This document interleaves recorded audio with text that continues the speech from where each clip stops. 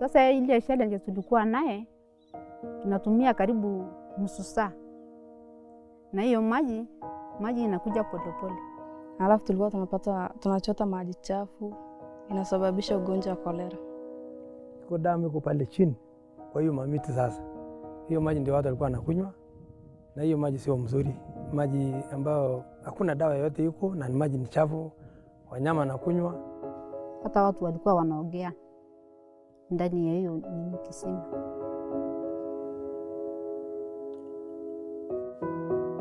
This manyatta used to trek to raggy wells, shallow wells, which are not protected, which are not safe for domestic use.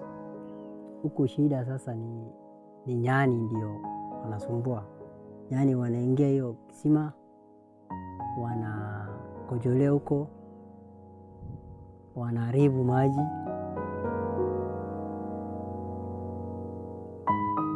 Some of the activities that USAID LMS have supported this ministry is donations, several donations like plastic tanks, steel elevated tank, solar, underground tank, na gate, na fencing ya water side. So from this meeting all the way to Siolo, because we are planning to take the lead. Thank you so much.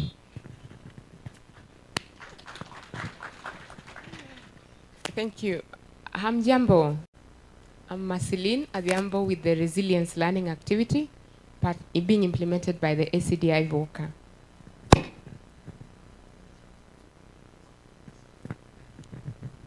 Good morning. My name is Eliza Citron, and I am a project specialist with ACDI VOCA, supporting the USAID LMS project.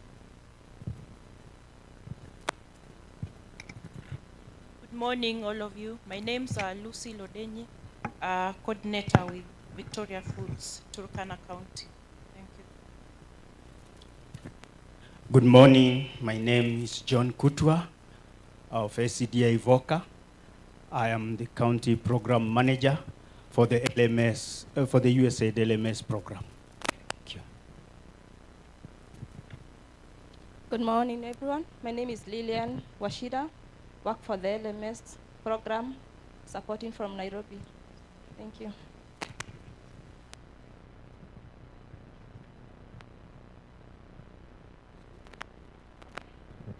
Good morning. I'm Benson Longar.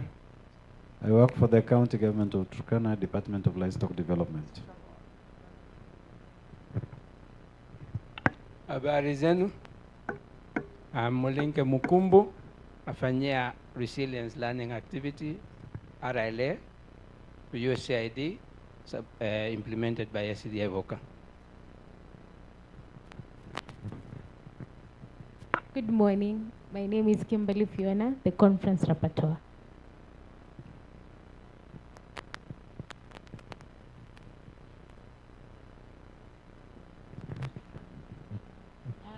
Habari zenu. Mimi kwa majina naitwa Amina Hassan, natoka Siolo, person ya Tawakal Cooperative. Assalamu alaikum. My name is Fatuma Ahmed, natoka sub-county Dadaab, Safi Women Milk. Assalamu alaikum. Majina naitwa Mahad Mei Hassan, nimetoka Mlugasho, Garissa County. Assalamu alaikum. Assalamu alaikum wa rahmatullahi wa barakatuh. Kwa majina ni Hawa Deko Ali, Livestock Data Officer, Garissa Livestock Market, Garissa County, KLMC. Assalamu alaikum. Good morning. My name is Ebla Dakane Hassan. I'm director of AB Farm as well as the secretary for Garissa Farmers Network, which is a cooperative network that brings farmers together. Thank you. From Garissa County. Thank you. Good morning. My name is Abdirahim Farah, Chairman Garissa Farmers Network. Thank you. Humphrey Dianga, nafanya na USAID LMS being implemented na ICD Ivoca, County Program Manager, niko based Turkana.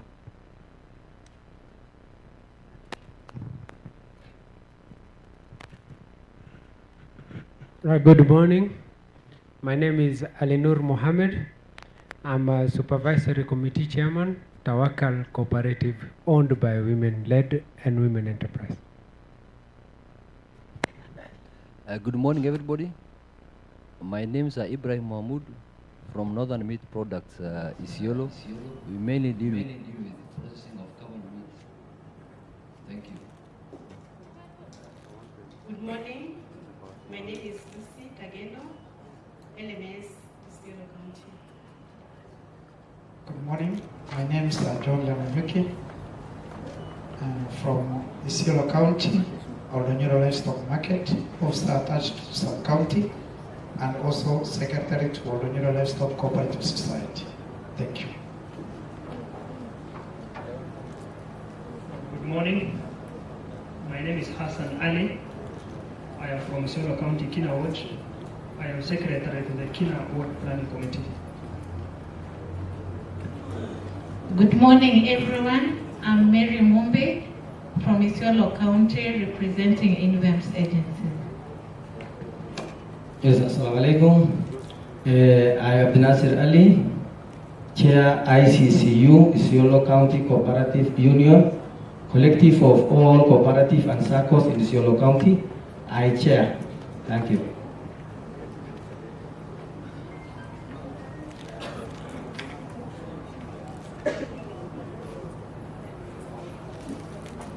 Okay, we are instructed to stand so that people can see us. Moses Lengarite, Director, Livestock, Marsabit County.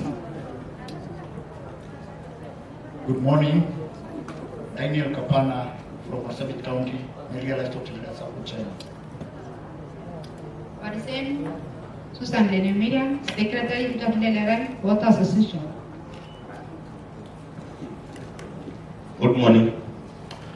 My name is Francis Abono from the Directorate of Cooperative Development and Marketing, Turkana County Government. Habari zenu, mimi naitwa Florence Alisomo, mimi ndo secretary Kambwe Sako, Marsabit County. Habari zenu, kwa majina naitwa Naikata Lakakio. Hello, kwa majina naitwa Naikata Lakakio. Mimi nimetoka kaunti ya Marsabit na biashara.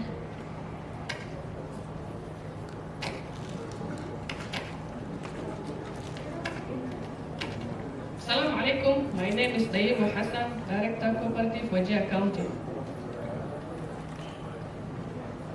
Good morning, everyone. My name is Boniface Mutomi Geoffrey, Consultant HPRD on Population Research Development. Thank you.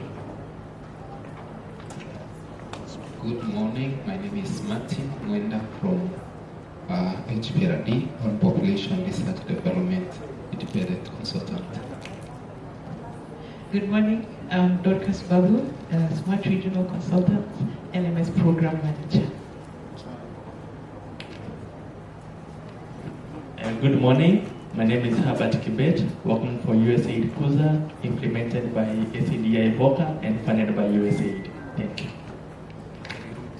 Good morning. My name is Sido Malim, LMS Program, Nairobi Logistics Department. Thank you.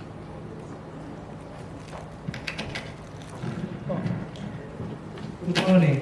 I'm Isaiah Puri, Chief Officer, Livestock Production and Veterinary Services, Isiolo County. Good morning.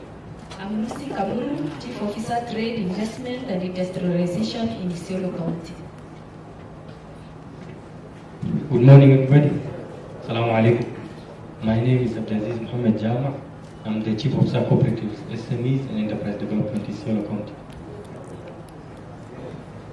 Good morning, everyone. Assalamu alaikum. My name is Adan Ahmed, working for MASCO as the County Coordinator for Regional Livestock Program and and also part of LMS program implementing AI2. Thank you. Good morning. My name is Mohammed West from Gia County, Gia Agro Center.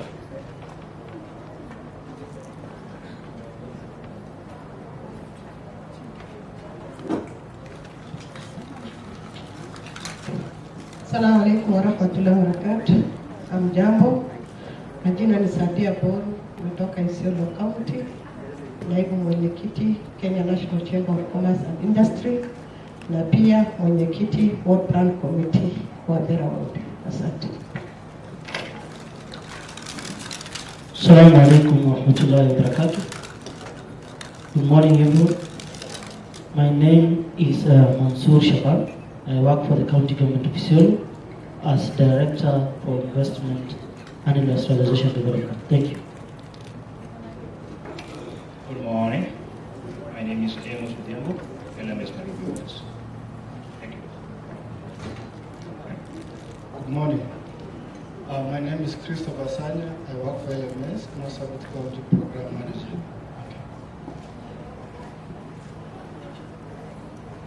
Good morning. My name is Mike Thayer. I work for ACDI Boca, and I am the project director based in Washington, D.C. for LMS. Good morning, everybody. My name is Dr. Lawrence Mongela. I'm the County Executive Committee member for Tourism, Trade, Cooperative and Enterprise Development, County Government of Isiolo, whose adjectives are the Northern Kenya Economic Hub, the Connector, Mid City, Resort City, Comfort Zone. Thank you.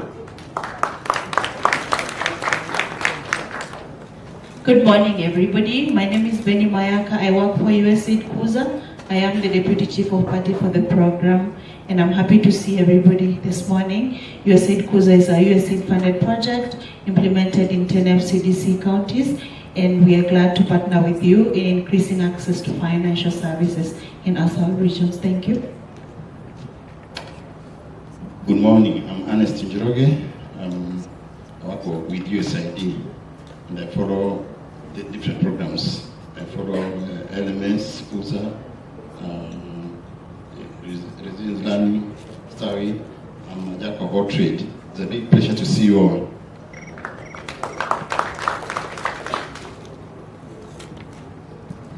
Good morning, everyone. My name is Tabitha Runyora. I work for the Kenya Livestock Market Systems activity in the monitoring and evaluation department. So when you see me, you see the numbers. Good morning. I'm Jambo Nyote. My name is Simon Muli. I serve in the USAID Kenya Livestock Market Systems activity as the Deputy Chief of Party. Thank you.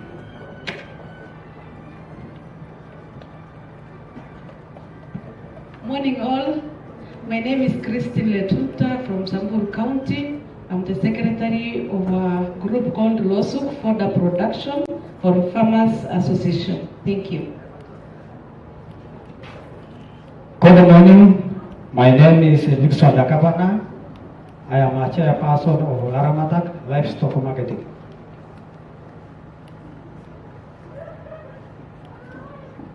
Good morning. My name is Maria, pastoralist, Marara Livestock Market, Samburu County. Thank you.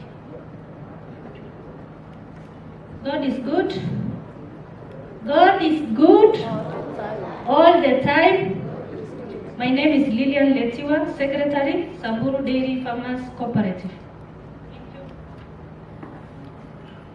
Good morning. My name is Abonuno Hassan from Wajir, Gotrahma.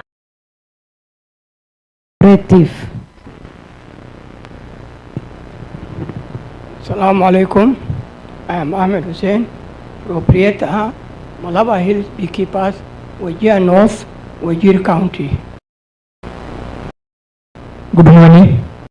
I'm Robin Letunda from Samburu County. I'm coming from Lekuru Livestock Market Association as a secretary. Thank you. Assalamu alaikum. Majina naitwa Somana Mohammed, Chairman LMA Balambala, Garissa County. Good morning, I'm Diana Camila. I'm from Isiolo, representing Girl Group, Chairperson the Shiners. Good morning. Assalamu alaikum. My name is Aram Mohamed Wario. I'm Chairperson Isiolo Livestock Market Union in Isiolo County. Thank you.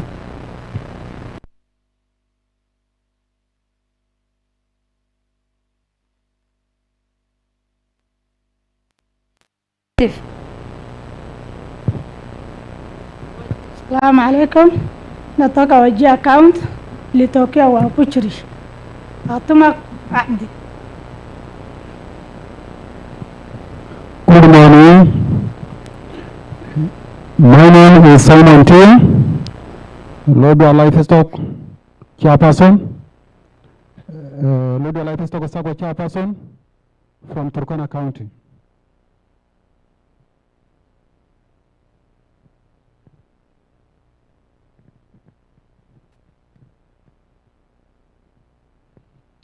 Good morning. My name is Hussein Kasa from County Government of Marsabit, working as Director, Trade and Industry. Marsabit is the cradle of mankind. Honored to stand before you at this prestigious Meat Expo. Asante. Assalamu alaikum. Good morning, everyone. My name is Didole Godana from Gudina Farm, Moyale, Marsabit County. Thank you. Okay, good morning. My name is Tumal Orto. I'm a livestock producer, also interim chairperson of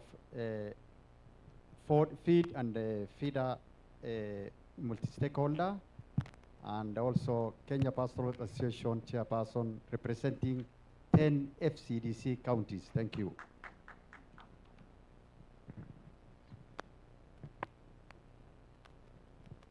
Good morning. Assalamu alaikum.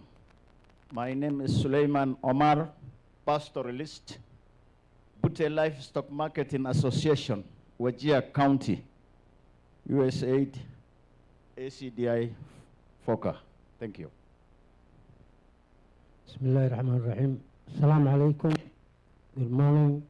My name is Haji Abdushakur Maalim Bulle. I'm Ward Planning Committee Chair with Butte, Wajir North, Wajir County. Assalamu alaikum. I'm Mohammed Kalla Bonaya from Moyale, Morul Sako. Moyale is border of Kenya and Ethiopia. We are from there, and we have LSM has reached us even on that border. We shall talk more, inshallah. Good morning. My name is Guyo Yatani. Work for USAID LMS from Marsabit County.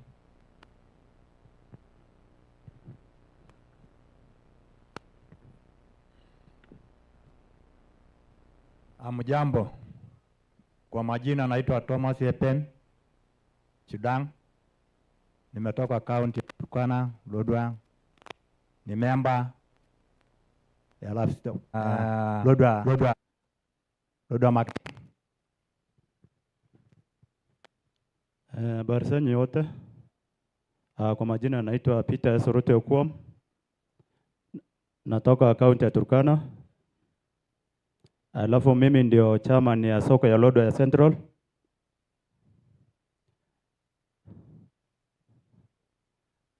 Yani nasema organization ya Turkana. Alafu nafurahi sana kukutana na nyinyi Nairobi. Nasema asanteni sana.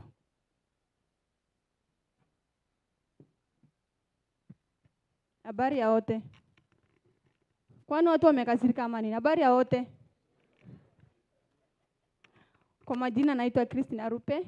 Mimi ni chaledi ya Agete Girl Group Turkana.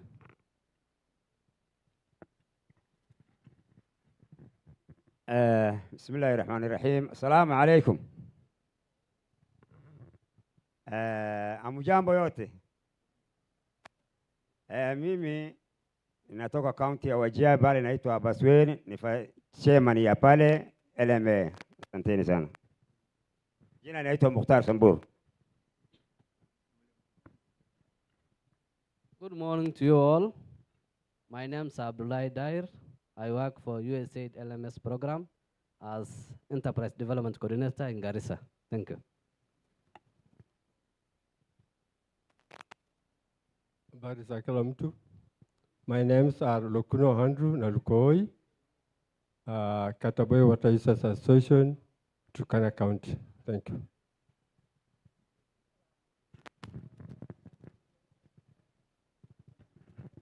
Good morning, everyone. My name is Betty Mtua. I'm the Gender, Youth, and Social Inclusion Specialist for USAID LMS. Amjambo nyote, kwa majina ni Ture Golicha wako, County Program Manager, Isiolo, working for Kenya Livestock Marketing System. Also, I co-chair Partners for Resilience and Economic Growth in Isiolo County. Thank you. Hi, assalamu alaikum. My name is Ashokr Mahmoud. I'm a wash specialist, but standing in for EDC Wajir County for LMS.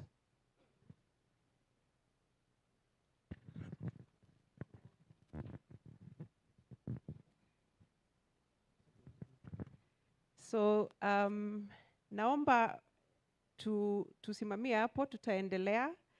Sasa tutaanza, we'll start the next session, and I want to invite the next panel.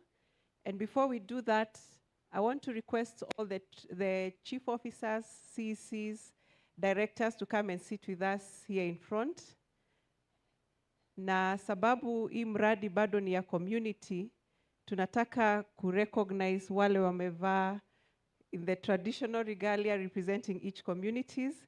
So I'm going to request one representative from each county, especially the ones that are very well endowed. And I'll start with Turkana County. Na kuona hapa lakini naona mwenzangu pale amevaa vizuri, so nitaomba wewe uende uketi pale mbele. And then from Isiolo County, I think Mr. Kalicha, naona umevaa vizuri, you're representing Isiolo culture. You can go and sit in front. The front tables, kindly. Wajir County. I can mention the ones I know. Madam Daiba, I think you're dressed to represent Wajir County. Kindly come forward. Garissa County and Samburu County. If I can get a representative of Samburu County. Madam, nitauliza, najua una represent the Rendile community, so I'll ask you to tenda pale mbele. This is for Marsabit, yes. Samburu County, someone kindly go in front. So, and then the chief officers, CCs, kindly come to the front. So, I now want to introduce the next session, and we're going to speak about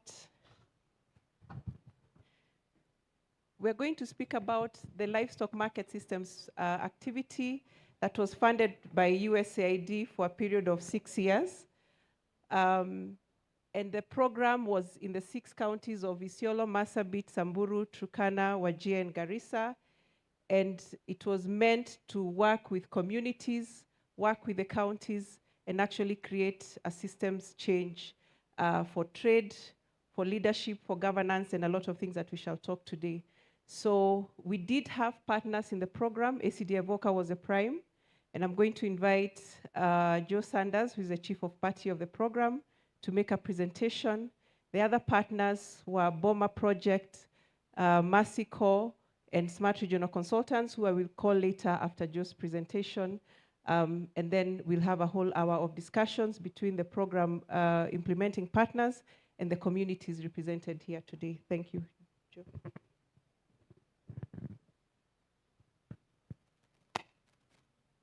Thank you, Kate. Deputy County Secretary, Mr. Mohammed Boru of Isiolo.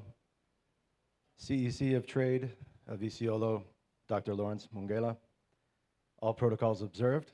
Thank you everyone for coming today. I'm very excited to see all of our partners here, and it's really a special occasion for us to be able to have so many of our partners from all the different counties all in one place. I think this might be the first time we've had such a large occasion like this. But today I'm going to talk briefly about LMS as a whole, what our program has done over these past 7 years, and the successes that all of us have achieved together. I think what's important about this event is that our partners here are co-implementers. They're the reasons we've been successful, I think, as a program. And so today is a chance for us to celebrate that, to learn some lessons from this, and hopefully to guide future programming so that we can build on the success and the foundation that LMS has laid. If we can put up the presentation, please, I'd like to begin that. Excuse me.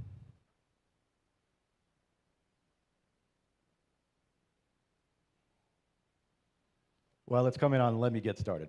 So, LMS, as many of you know, was initially a 5-year program. We began in October of 2017, and over time we were extended for an additional 2 years. So now our official end date is September of 2024, making us a full 7-year program. We, as a program, for the first 5 years, worked in 5 counties of northern Kenya, and in the extension phase, we added Samburu. So the total counties that we've worked in is Isiolo, Marsabit, Wajir, Garissa, Turkana, and Samburu. How are we with the presentation?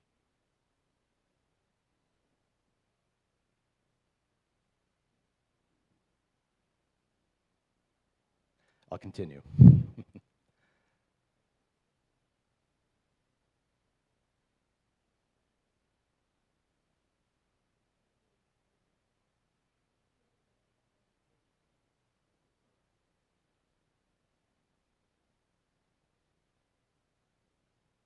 Well, let me continue. Hopefully we can get this presentation up very quickly and display a little bit more of our work and show some of the quantifiable results that we've had. As many of you know, our program was split into 2 major areas of investment or of support. The first was in economic prosperity and promoting good economic development targeted at agricultural value chains within northern Kenya, especially the livestock sector, as well as other opportunities for diversification and for deepening the market systems in those counties. The second component was focused largely on ward development and on community development through ward planning committees, through girl groups, and our graduation model through the REAP program. How are we doing, guys?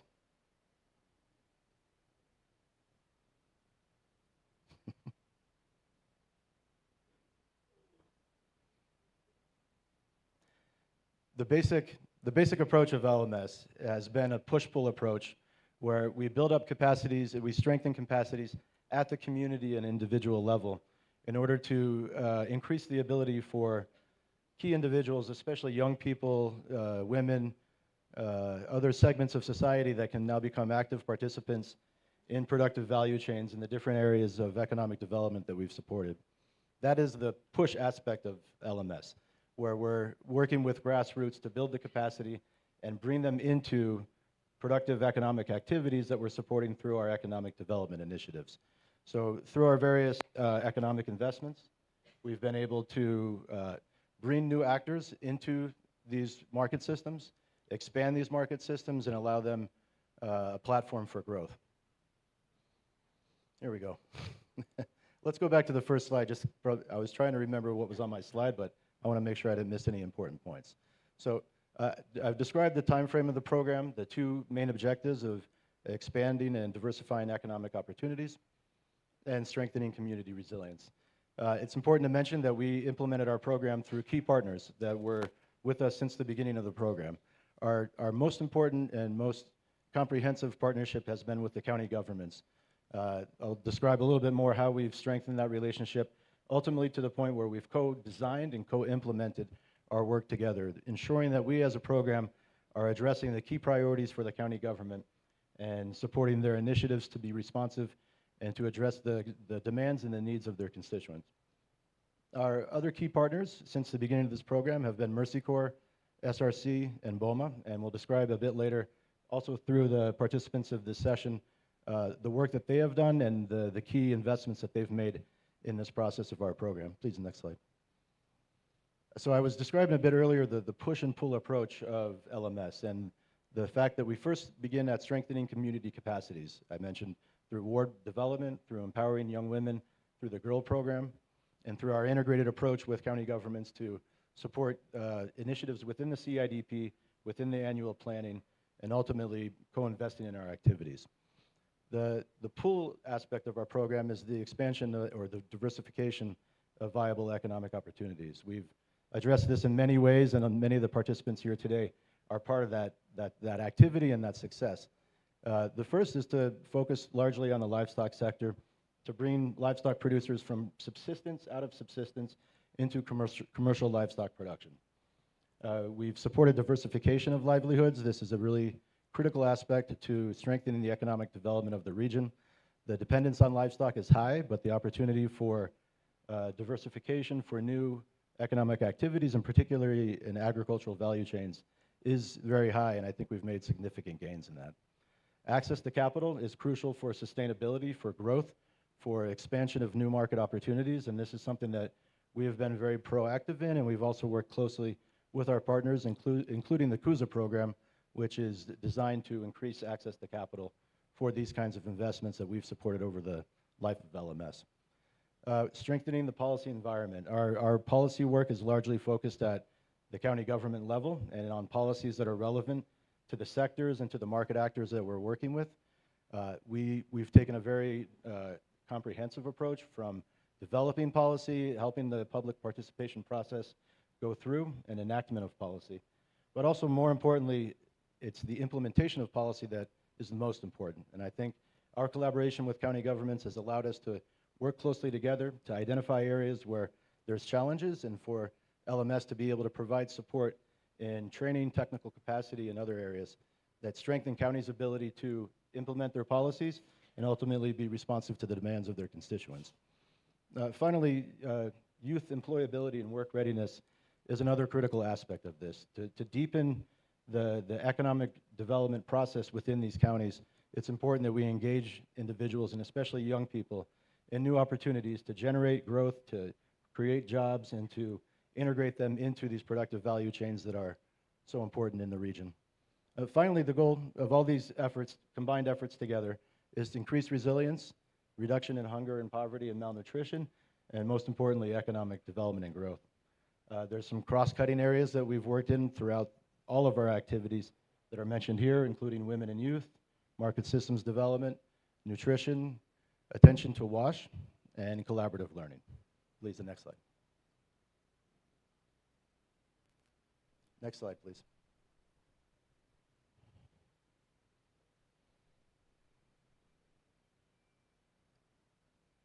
So one important area that I think we've made very impressive gains in is in our work with the cooperatives. These are initiatives that were driven by the county governments. These are high priority areas of activity, and ones that I think that we've been able to strengthen and incorporate cooperatives in a significant way into these market system areas that we've worked in. To date, we've worked with more than 70 cooperatives, over 6,000 members. We've developed cooperative strategic plans for 5 of the county governments. We've helped digitize more than 38 cooperative societies and with more than 4,000 members. We've provided training manuals on Islamic banking and finance, and on cooperative leadership and integrity. The activity in our work with cooperatives is about organizing farmers. It's about strengthening their ability to leverage and to advocate for the types of assistance and the types of services that they need. Our goal with cooperatives has been to work from the bottom up to help them increase their membership, increase the services that they provide, both in terms of input services for production as well as output services for marketing. And ultimately to expand the lending and the resources that they make available to their membership so that we can sustain growth and allow it for it to continue. Next. Oh, sorry.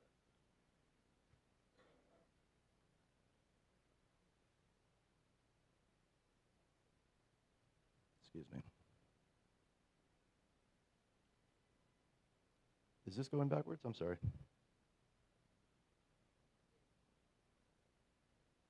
Can you skip to the next slide? Thank you. A quick snapshot of some of our important achievements here. These are very high-level achievements. We've helped more than 60,000 livestock market actors increase their incomes by an average of 40% across the 6 counties. We've supported more than 7,000 SMEs to achieve increased profit margins. We've leveraged more than $900,000 from the public and private sector for investments in food security and nutrition, and more than $500,000 in agricultural related financing for our small businesses, SMEs, and cooperatives that we've been supporting. And more than 15,000 people now are participating or are members of group savings, microfinance, and lending programs. Next slide, please.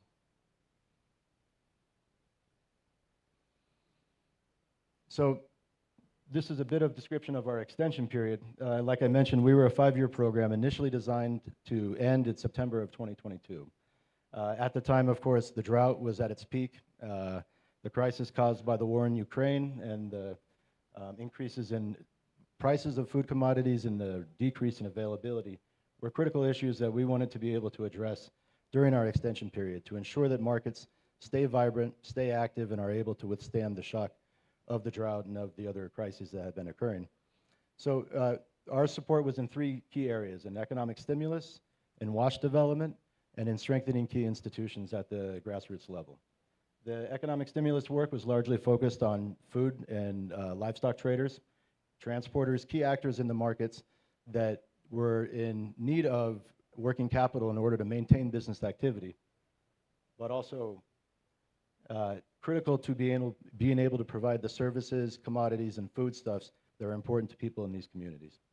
Our support with water was largely focused on rehabilitation of water services. Something that we know in northern Kenya is that potable water is also critical as a productive input for livestock. And so this was not only a benefit to people, but also to producers, to pastoralists, and ensuring that their animals have access to water and that systems are functional and able to provide more services to more people. Our strengthening institutions work was aligned very much with localization, with the agenda of building the capacity of local institutions to be able to carry forward their development agenda. And our work in this area continued with the wards, with the REAP groups, and with the GRIL program that we had supported. Next slide, please. So our first objective here in water, just some of the results that we've achieved to date. We've implemented 32 water projects. These are, in all cases, rehabilitation and expansion of existing water schemes that's achieved a benefit to more than 110,000 people in terms of access to potable water as well as access to water for their animals. We've supported county water sector planning and coordination. This has been really crucial as we were in the heart of the drought, and there were very serious challenges in terms of access to water. The efforts that we made in working with counties to ensure good coordination, not just within our program, but with the other development actors, I think was critical to having an organized response to the demands of these areas, but also ensuring efficiencies across all of our investments. Our support to ward planning committees to improve service provision, ward planning committees to improve service provision, to provide training and technical assistance in the management and operation and maintenance of these water services was also crucial. Our investments were not just in making these systems more functional, but ensuring that the management and the operation of that can be well sustained beyond our support. In all of these cases, these were rehabilitation and expansion of existing water schemes and ones that we were able to improve efficiencies on, ensure that the management of that operation is generating the revenues needed in order to continue to provide services. And finally, we did provide support to community hygiene and sanitation. Thanks. Next slide. So our work in our economic stimulus work, like I said, was largely focused at traders within the markets, providing key commodities and foodstuffs that are important to the communities to ensure access to food, to ensure stability of pricing and availability. Our support, in the end, we provided support to more than 5,000 MSMEs and more than 50 cooperatives. This helped facilitate more than 5,000 jobs over the 2 years of our extension period and ensured food and market access to over 100,000 families.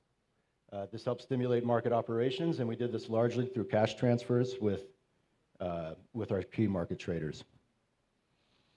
Finally, linkages between traders and farmers.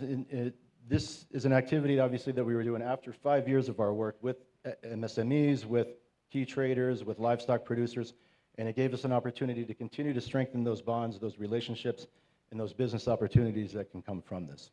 Next slide, please. So in building local capacities, we've actually, through the ward planning committees and through our work that we've been doing over the past 7 years now, with the 33 ward planning committees, we were able to partner together, identify key priorities for their own local development, and then invest in those activities through our grant fund that provided resources for different, usually key infrastructure needs within these communities. We've also provided training to more than 2,600 ward planning committee members in areas that ensure broad participation, resource mobilization, and gender inclusivity. Next slide, please. So a key cross-cutting theme across all of our different activities is gender, youth, and social inclusion. This is not just important in principle, but it's also good for business to ensure that important, relevant young people with motivation and with interest in these different economic areas are able to become active participants and continue to support the growth of these different areas of investment. Our participation with women, with more than 24,000 women, almost 10,000 youths as new active participants in livestock markets. More than 5,000 women and 16,000 girls have helped establish businesses that are strengthening their livelihoods. 701 VSLAs have been developed, more than 15,000 people participating in group savings, as I mentioned earlier. And education and sponsorship to 124 youths in vocational training and ultimately job placement as a way for them to move up within the value chains and become participants or actors in the different areas, service areas that are linked to the agricultural investments that we've made as a program. Next slide, please. This is the last point I'll make, and after this we'll hand it off to our partners. We have Mercy Corps, SRC, and BOMA, who have been key partners in the implementation of our work and the various component activities that we've supported and are a key aspect of our success. In terms of sustainability, the SMEs and REAP groups have made incredible gains over the life of our program. And in the last few years where we've focused heavily on development of cooperatives and SACCOs, we've seen them evolve now into cooperatives, providing services, providing lending, and ensuring greater organization so that they're able to advocate for the needs that they have. We've worked closely with the chambers of commerce across the counties. We've provided assistance in strategic planning and business development services, and helping counties with county governments and the Chamber of Commerce develop visions for economic development and growth, especially in those key technical areas that we've been supporting. One very important outcome of our program, I think, is capable LMAs. The livestock marketing associations are crucial to the efficiency and the effective management of the market, of the livestock markets where we work. They've been buttressed by support that we've provided in developing sales yard bills, in helping county governments manage revenue sharing, and ensuring well-integrated management of the key market actors within these different markets. Livestock stock keepers today are more linked to agrovets, to an adoption of key inputs like feeds. Our work has been always integrated and comprehensive and ensures that as we help producers become better producers, we also ensure that they have greater linkages and access to the kinds of services they need from agrovets and other vendors. Seed capital to cooperatives is actually an important activity that we're doing in this sort of final stage of our program. After more than 3 years of working with cooperatives, seeing them grow and develop, and in strengthening their services and increasing their membership, now is an opportunity for us to reinforce that success by facilitating access to capital that allows them to continue to grow their lending and provide broader services to their membership. We've worked very closely with county governments and with wards in developing policies like the Ward Development Bill, and ones that support the girl groups in order for young women and for the ward planning committees to be well integrated into the county development planning and ensure that they're able to leverage the kind of support that they need from county governments. This last point, or one of these last points here, is really important. This co-implementation with county governments is something that I think we have trailblazed as a program, and we've done this with the UK as the counties as our partners. We were really looking at ways that we can ensure the most responsiveness as far as LMS is concerned to the priorities, especially in agricultural development within the counties. And we found that the best way to do this was to work directly together in all aspects, whether it's co-creating and co-designing our work, or more importantly, implementing that work together and co-financing that work. We've made very great success with the counties over these years in developing joint work plans and ensuring that our work plans are perfectly aligned to the CIDPs and that we're able to address the higher priority areas that we can invest in. We took an approach of focusing on a few big things, on a few key initiatives within the counties that are of highest priority so that we can ensure maximum impact and have a clustering effect in terms of the different areas that we're supporting and ensuring that they have mutual benefits. And lastly, we've made great success with our water user associations. We've helped link them to the county water utilities or the county departments of water to ensure that beyond their ability to manage the services, to collect revenues, and to ensure that operations are ongoing, they also have strong linkages to the county actors that provide long-term maintenance services and oversight in ways that ensure that when these systems have trouble or have issues, that the response by the county government will be effective and quick. I believe this might be the end of my presentation, is it? Yes.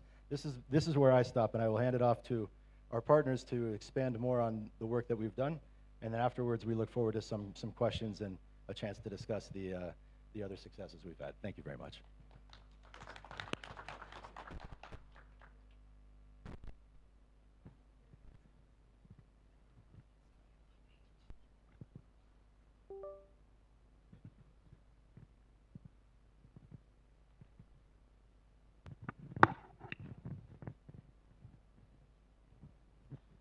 Thank you very much, Joe Sanders, and for the leadership that you've given to the program. So I'm going to invite Joe to sit at the panel seats, and then I'll invite the other partners. Masiko, represented by Sia Tungure, kindly come to the front. And the other partner is Boma. Boma is, we're expecting them, and they'll join us in the conversation. And the third partner was Smart Regional Consultants, which I will moderate the session as we participated in the 5 years of the program. So I'll request Siat from Masiko to come to the front, and Simon Muli, the Deputy Chief of Party of LMS from ACDI Boca. Thank you.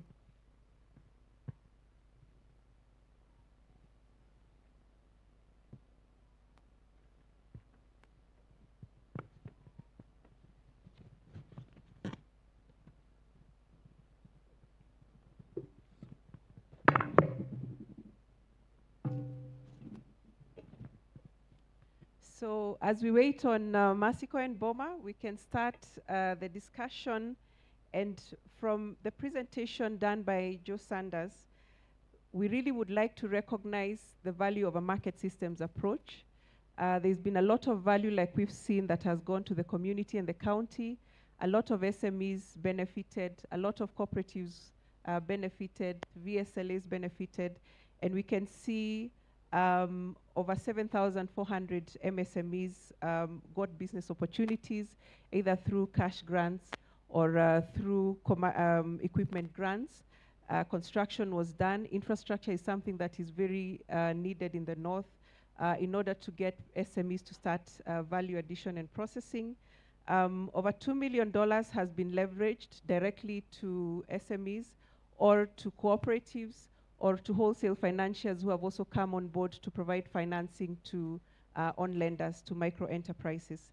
So all this meant that the community benefited, the county benefited, the 6 counties, and there was this initiative by the mission, the USAID mission, around having a county-led, county-owned, and county-managed process. Again, a community-led, community-owned, and community-managed process. And what this means is that, and it worked very well in a market system, for the program which is run by an implementing partner, what happens after they leave? Do we leave the community and the county strengthened? And so it meant the programming was community and county-led. The work planning was done jointly, and the ownership was owned at the community level and at the county level. So I would want to speak about 2 or 3 very key issues that came out from the presentation from Joe. If we look at the community-led activities, and I'll speak to Simon, we have the ward planning committee process that was implemented by one of the partners, Mercycorps. And this was a process that was initiated so that then we could get the voice of the community and the needs that they have, the resources they need and the priorities to be heard at county level, to be programmed for at county level and budgeted for so that these resources come back to the ground. So tell us more about the ward planning committees, and later on I'm going to invite one of the community representatives to speak about it. Thank you. Yeah, thank you so much, Catherine.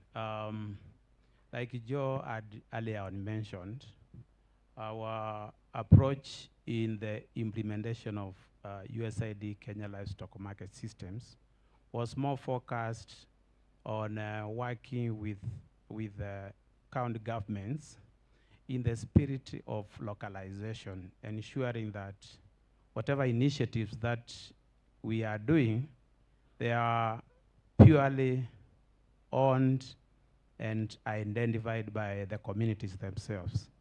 The ward planning committees is a structure in the ward level where communities have been able to come together to organize and identify priorities and activities which they would wish to be implemented by partners and even county governments.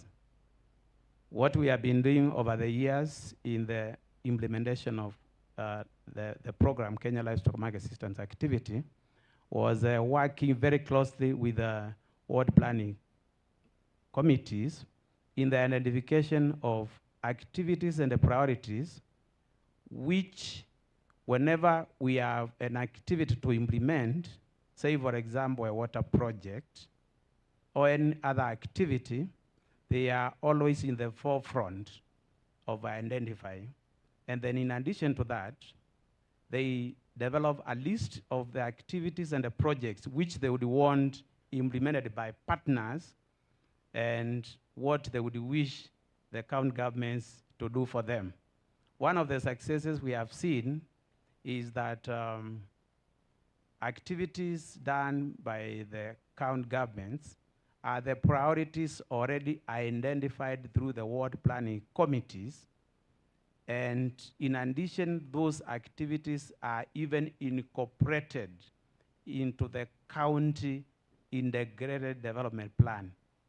It has been quite a collaborative engagement where whatever the county governments do, whatever partners do, is something that the communities have been able to identify.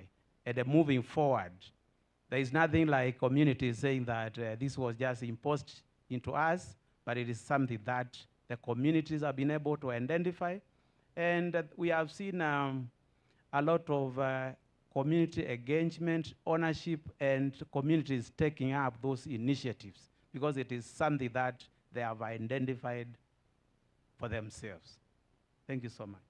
Thank you. And I'm going to ask, so that we can listen to the voice of the community around this, Hassan Ali, who is the secretary of Kina Ward Planning Committee.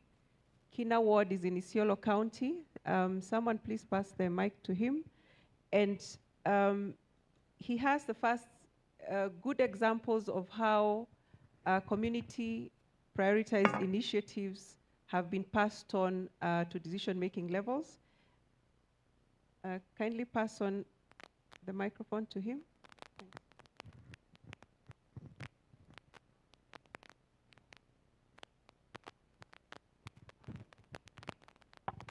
Okay, thank you, Madam Moderator. My name is Hassan Ali Jare. I am secretary to the Kina Ward Planning Committee. The Ward Planning Committee is a community institution that is led by community, owned by community, and driven by the community itself. The Ward Planning Committee of Isiolo County, I'm talking Isiolo County, but it's the face of all Ward Planning Committee in Kenya, was formed under the Isiolo Climate Change Fund Act of 2018. And the committee has 11 members in each. I know the structure are the same. It has 11 members, and of which youth, women, people with disabilities, and elders are represented in that committee. The committee was not selected or appointed. It was a competent and rigorous election was done due to the competent, what we are doing in the community, the honestness in kindness we are doing in the community. That is how the community was formed, from the village level to locational level up to the ward level.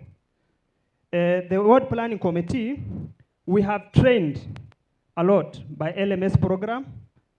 We have gone through more training, capacity building trainings, which include ward development plan processes like market system workshops, CM disaster, community disaster risk reduction, contingency plan through NDMA, county government, and LMS. We have capacity building on climate change fund acts, financial management, leadership and governance, resource mobilization, record keeping and proposal writings. And also, the LMS project has supported us on organization capacity assessment of ward development committees. They also support on ward development plan and you see this a constitution. The livestock market system supported us to make this ward development plan constitution and this organization capacity assessment for all ward development plan within Isiolo County. And through ward development plan, we have also trained about rangeland management. I come from northern part of Kenya, and there is a lot of livestock there. So the rangeland management plan is very crucial for us in northern Kenya. So what LMS has supported us for capacity building on rangeland management trainings. And also, they have taken us through other ward development plan within the county. They all brought us together to share ideas what ward development plan within inter-counties are doing. And they also take us to trips to other counties to see what they are doing, what development other counties are doing. We congratulate that. And also, now want to talk about the impacts of that trainings was done by LMS, county government, and other partners. Through ward development plan, through capacity building we have received the World Bank. We lobby the World Bank, and they give us the project known as Emergency Locust Response Program in 2020, invaded desert locust in 2020. The intervention they do on 2022, 2023, where 123 groups apply for that. 93 qualified within Kina wards, and 32 were funded. And all of them received 250,000 in kind, of which 32, the direct beneficiary of that project, when you see the number, 500 youths benefited, 1,000 number of youth groups who has received are 10, number of women groups are 16, number of CBOs are 26. And when you look the beneficiaries, the number of beneficiaries is 3,456 in Kina ward. And in other projects, our local NGO in Isiolo supported the 7 groups with a grant. One of the group is a group which are doing fodder production. They give the grant of 100,000 for each groups, and also the 1,100 for the groups. They also give another 2 groups 100,000, that is cash, and another 3 groups that is in kind for farm inputs through the lobby of ward planning committee. And also, okay, the number of beneficiaries of all that is is about 3,450 in that groups. The project implemented through lobby of WPC, we have 61 projects in Kina Ward, 12 projects of water project. The beneficiaries of that 12 projects are 21,600. 5 road projects, beneficiaries are 25,000 beneficiaries. Livestock vaccinated and deworming through lobby of ward planning committee and county government. Number of livestock vaccinated goat are 25,000. Sheep are 21,000. Cattle 18,300 and camels are 12,300. Total beneficiaries are 27,210. In agriculture project, seed, spraying chemicals and beneficiaries are 13,200 within Kina Ward. That is the base of Isiolo County, and I think is the base of all ward planning committee in Kenya. In irrigation schemes, the projects lining the feeder canals, 2 irrigation completed through WFP and NDMA through the lobby of ward planning committee. And for now, I know the STAWI is implementing the project. STAWI project and the USAID funded project is going on in one project in Kina Ward. The total beneficiaries are 12,000, and the household who have benefit is 2,016. The project, all of that project worth 70 million Kenya shillings. So that is the good work have been done by the ward LMS through the USAID funded project. And also, our ward development plan. Ali, I think I'll ask you to pause so that then we can put that thought process together. But I really appreciate that you have brought the message about the resources that went to the communities through the ward planning committees. And these resources were budgeted for, they were planned for the CIDP process, and resources were brought back to the community. I think that was a very good point that needed to come across from the community and what the program has supported. So, and thank you very much for your input and the numbers. So I want to mention one other activity that was carried out, and this was around supporting the cooperative movement, supporting enterprises, and we had a lot of work that was done by one of the partners, BOMA, on poverty graduation, the other partner, SRC, on business development services. And there's this theory that consistency in business development services, giving support to the enterprises, the cooperatives, the circles, and this support is about leadership and governance, strengthening the internal systems, making sure the business owners understand their vision and getting their products to market, and most importantly, working with financiers, financial institutions to provide these needed finances and market access processes. So this was something that was important to be done to make sure that products that were developed went into the market. And most important is the use of the cooperative movement, which Joe really put out that a lot of cooperatives, over 70 cooperatives were supported that have 6,000 members. Access to finance was accessed for micro enterprises. So I want to call Mr. Mohamed Kala, who is from Moru Cooperative, all the way in Moyale from Marsabit County, to give the voice of how the cooperative has benefited from the program. And we do have also Didole Godana, who is a cooperative member who accessed finance without a lot of restrictions, because we know in the north there's a lot of restrictions, either access, we need deepened access to Sharia finance or deepened access to affordable finance. And we have seen this come up through the cooperative model. So kindly pass the microphone to Mohamed Kala, and I'll request you to keep it in 2 minutes, and Mr. Godana the same. Thank you. Sorry, Mr. Mohamed Kala is behind you.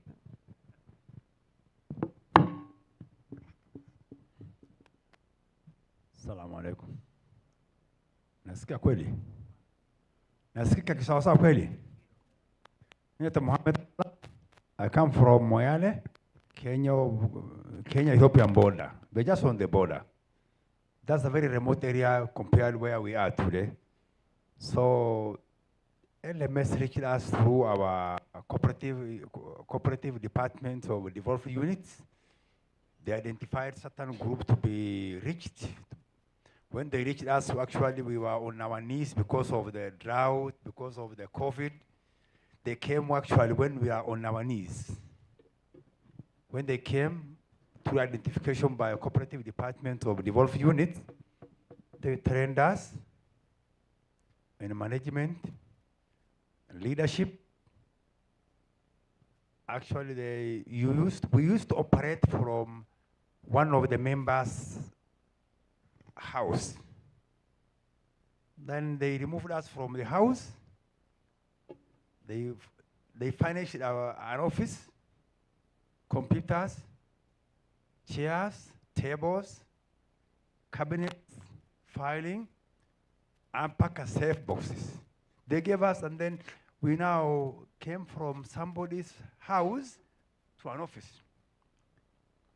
That actually was something we never imagined, you know. The gentleman who is the speaker now accommodated this group in his house from its inception. But when now these people came, they said, no, people don't operate like this. Operate from an office. We can support you. After training us the importance of this, then they now removed us. We are now functioning from an office. Then did not just leave us at training level. After training us, they also linked us.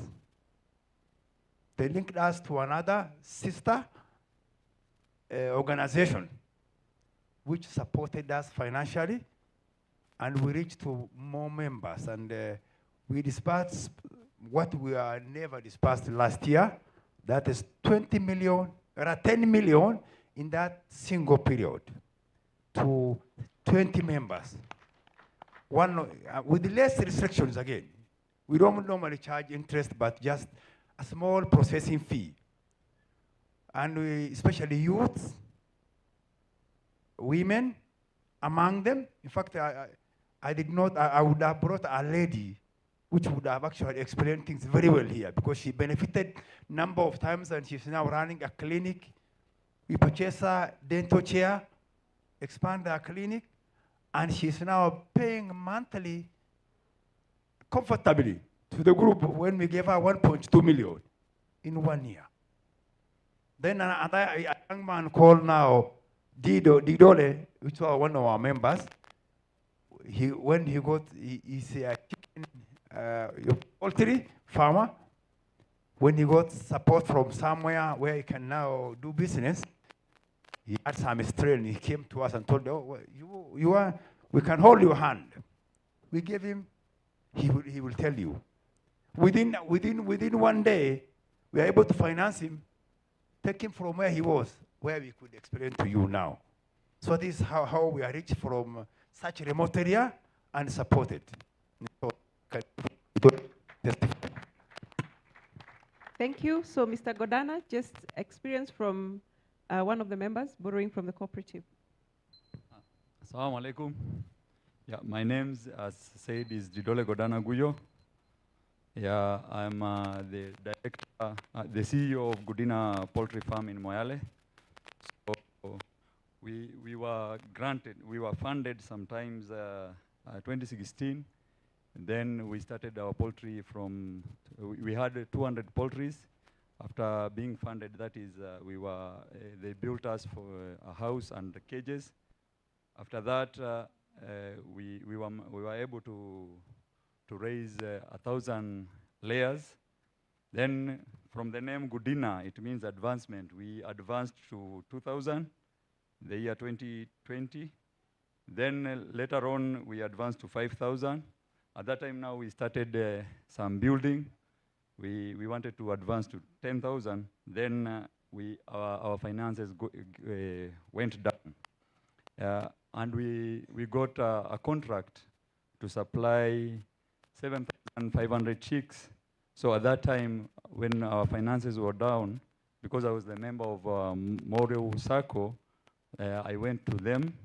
I told them I have a certain contract. Then they gave us the money.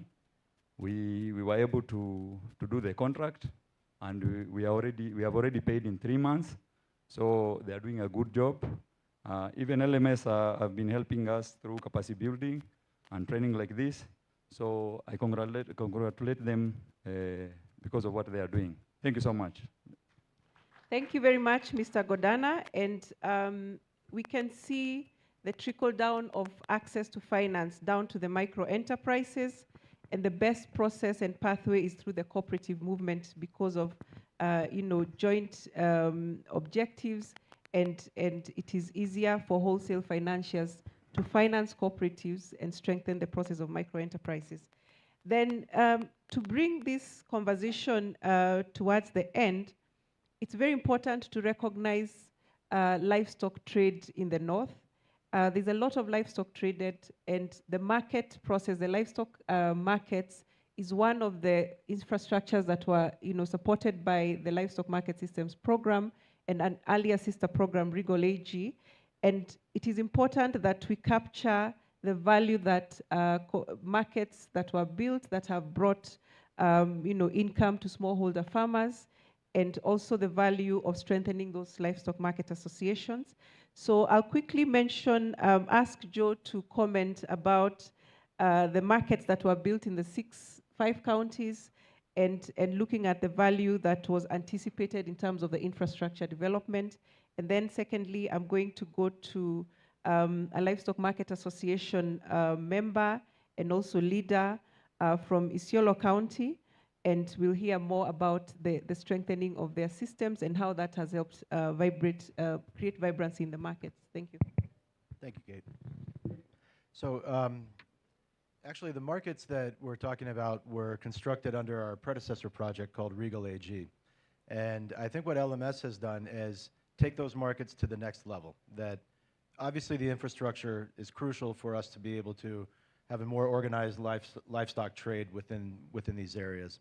And that was an important starting point. Where LMS focused was working with county governments to strengthen the livestock marketing associations that were responsible for managing those operations, and then being able to manage the revenues or the resources that are earned through this process and that are shared between livestock marketing associations and county governments. So I think we've had a comprehensive experience there where from the bottom up we helped build these markets, but more importantly we operationalized them into ways where they're providing continued growth and continued increases in trade, and more importantly in formalization of trade. I think that in the region, one of the biggest risks is the opportunity that exists for many traders to take advantage of farmers in the different circumstances that they find themselves in.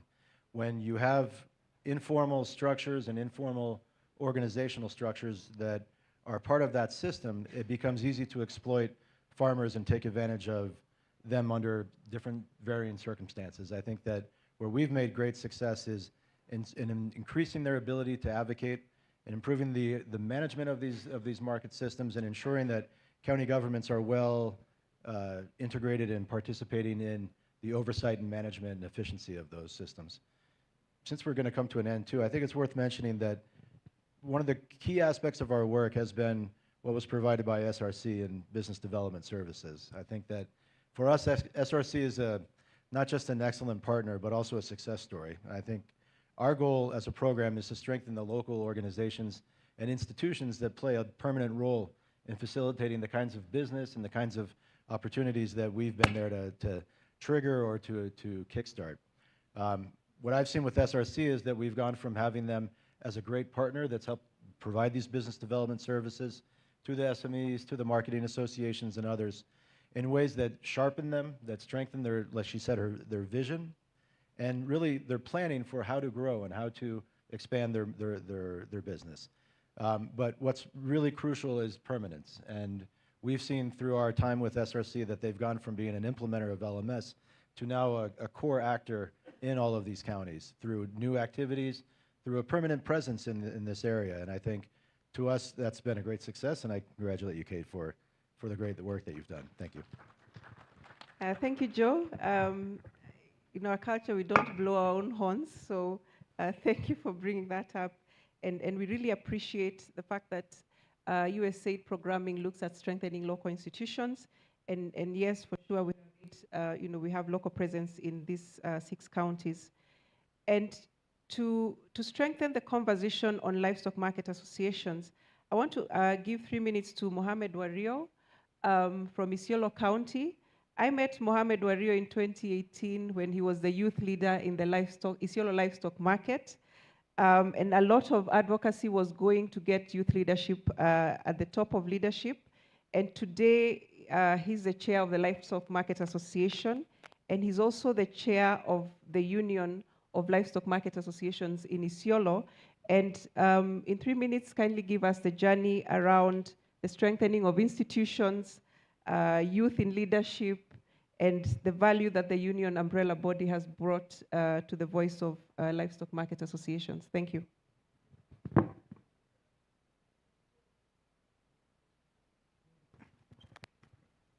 Thank you very much. Today, we are here to celebrate what LMS has done for livestock market associations. And in Asal area, since the introduction of USAID program, LMA and LMA, in livestock market, there's many things have been changed. And today, we don't have much to say because we are proud of what LMS have done to Asal area and as a community. The things that LMA has done for the LMA, a livestock market association, capacity building, on the matter, capacity buildings, sales yard management, financial management, record keeping, and livestock disease controlling. In terms of sales yard, I'm happy today. I have my CC here, Dr. Mongela, my chief officer, Benjamin, CC Trade, CC Cooperative. Today I'm lucky. And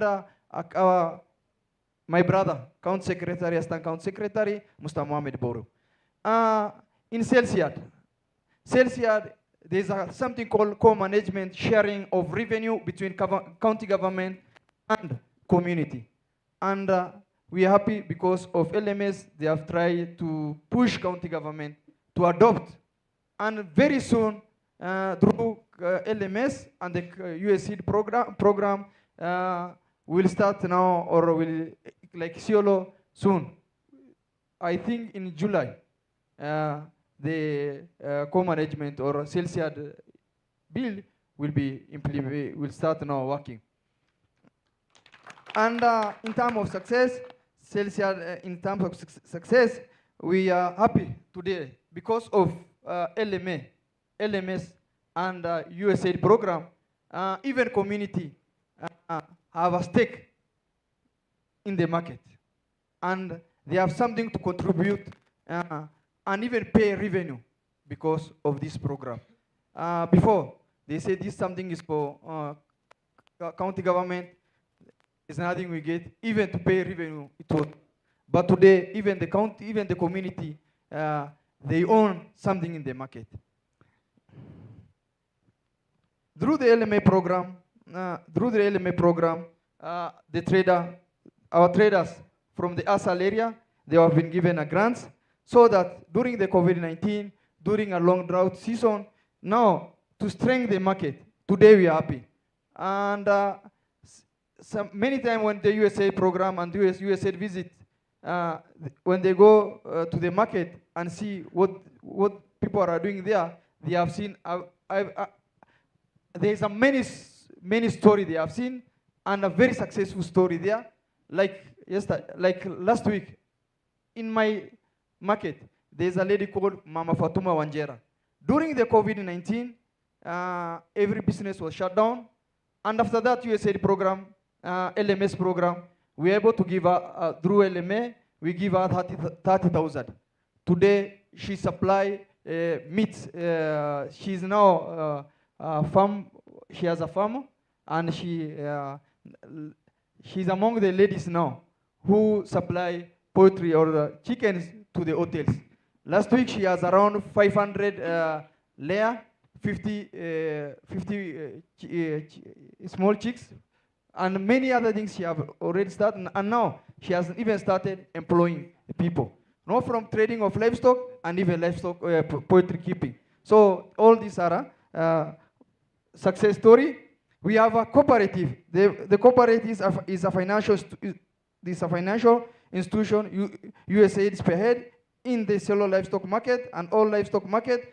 Now today, our traders, they are a directory. If I want to get a money today, I cannot go to the bank because our ASAL, we are from ASAL, and our backbone is 70% of our people. We are depending on livestock. Today, if I want to get a money, and many people from Isiolo, like Isiolo, Mandera, Marsabit, we are Muslims, and many of us, we fear to get loans because we have a Sharia compliant and we have a cooperative.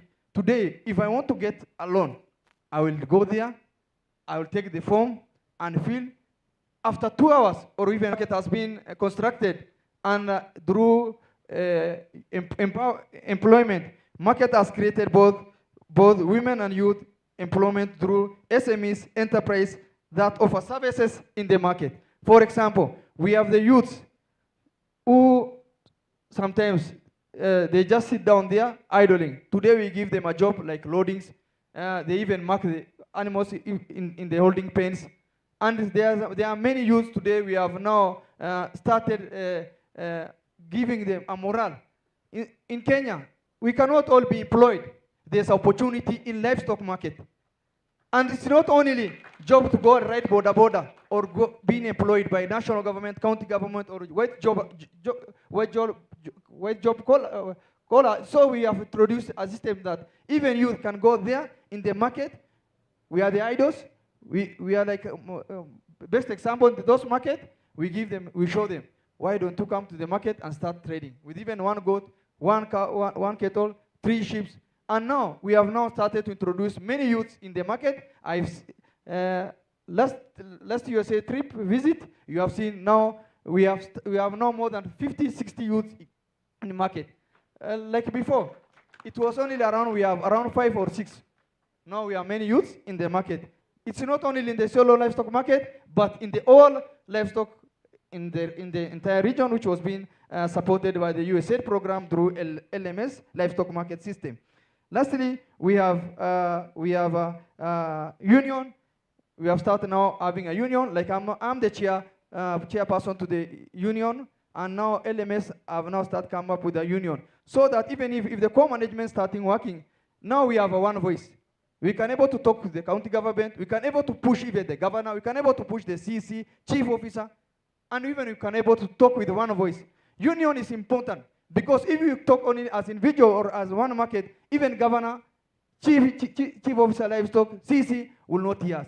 But if you talk as a group, we have the strength of a people and we'll able to work. Lastly, through mimi ni mtoto wa LMS and mtoto wa USAID. Simumbesikia, I'm talking Swahili. Nilikuwa youth representative 2016. Now I'm county chairman of livestock union. Today I'm happy because even my chief vice county secretary is recognizing me. My chief officers, they are recognizing me. We even go to the table and talk together. Like our bosses, we sit there and drink tea together and ask me what we are supposed to do. This all is the achievement through livestock market system. I'm happy. Kagendo, where are you? May God bless you. Ture, may God bless you. And may God bless all of us. Thank you very much. Asanteni sana. Thank you very much, Mr. Mohamed Wario. And we're really happy that youth voices are heard even in leadership. And we're happy that this is a good example of what has come out. I really want to borrow 10 minutes from the next session. And it is very important to do that because there's a model that was pushed by the program called the push and pull mechanism. And it was looking at poverty graduation, getting young girls, young women into the market system. And what Mr. Wario has just said is that these traders who went into the livestock markets actually came from this process. And poverty graduation means we don't want to leave anyone behind. We want communities and households to have income. And that process was led by BOMA, one of the partners of the Livestock Market Systems activity. And I want to invite Dr. Sam Owili, who is the Group CEO of BOMA, to come in and give us a snapshot of the poverty graduation model that was implemented during the program, and the benefits to the community, and eventually to the business development services that were offered throughout the program. Thank you. You can join us here at the front. Thank you.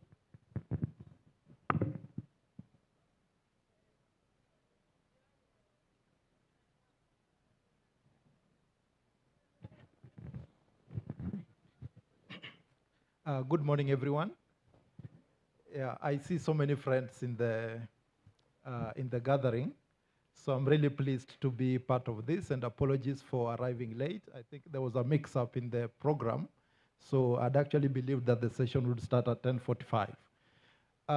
Having said that, I think I really want to appreciate the brains that were behind the design of the KLMS program, because when I look at it as a very innovative intervention that was not only thinking about the future, but also thinking about having everyone, a very inclusive design that made sure that every person living in the locations that were targeted participated in the program. BOMA, we were part of the consortium that implemented the program. At BOMA, we deliver a tailored poverty graduation approach. Other people call it economic inclusion programming. And it involves supporting young women, youth, and also refugees to start up small, profitable businesses, offer them coaching and mentorship, and help them overcome the challenges of extreme poverty and achieve socioeconomic inclusion. So under this program, we targeted vulnerable, marginalized, and also poor women, offered them assets in form of grants to start up those small businesses. Many of them ventured into livestock trade or livestock market-related opportunities. There were butcheries that were set up. There were also other auxiliary services that were offered within the local markets. And this enabled them to create or build assets. And when they build assets, they're then able to make decisions to support their participation in the mainstream market system.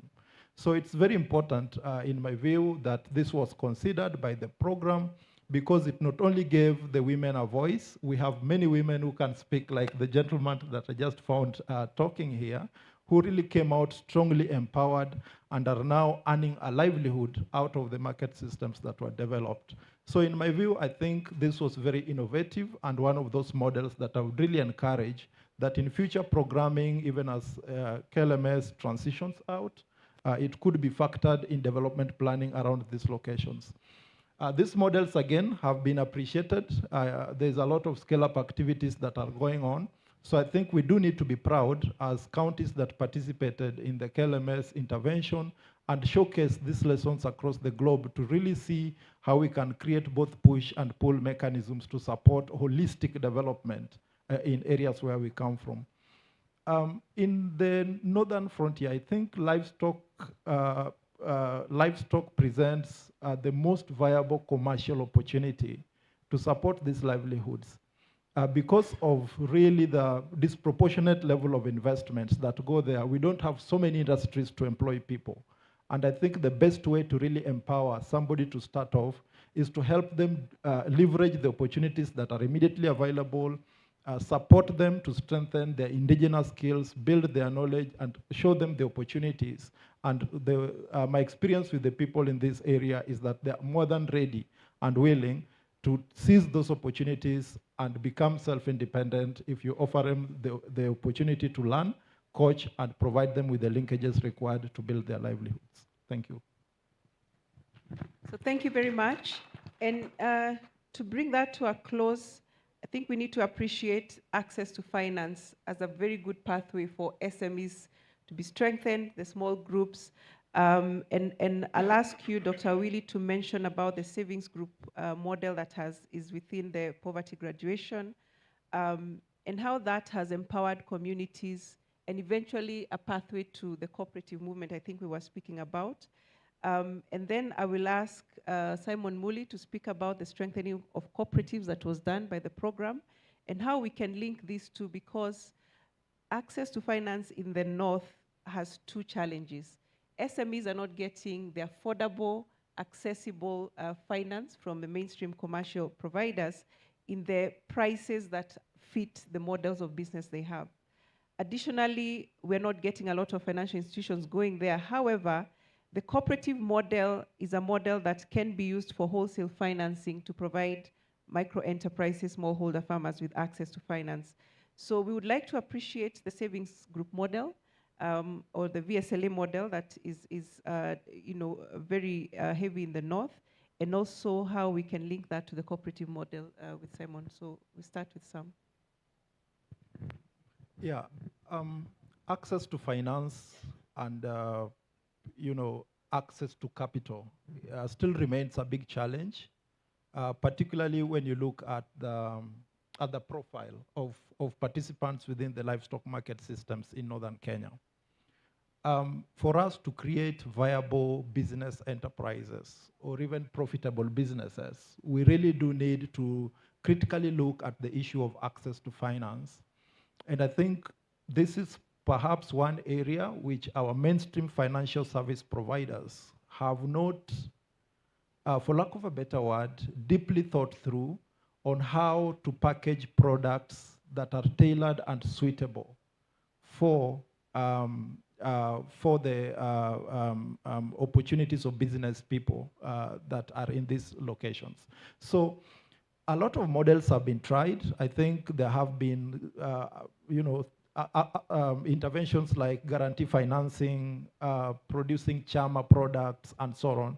But then we also must appreciate the motivation around commercial financing, which is basically profit-driven, and the limitation that that provides in terms of the securities required, the collaterals that are required to enable the participants in these market systems to access affordable credit to get their capital to start off their businesses.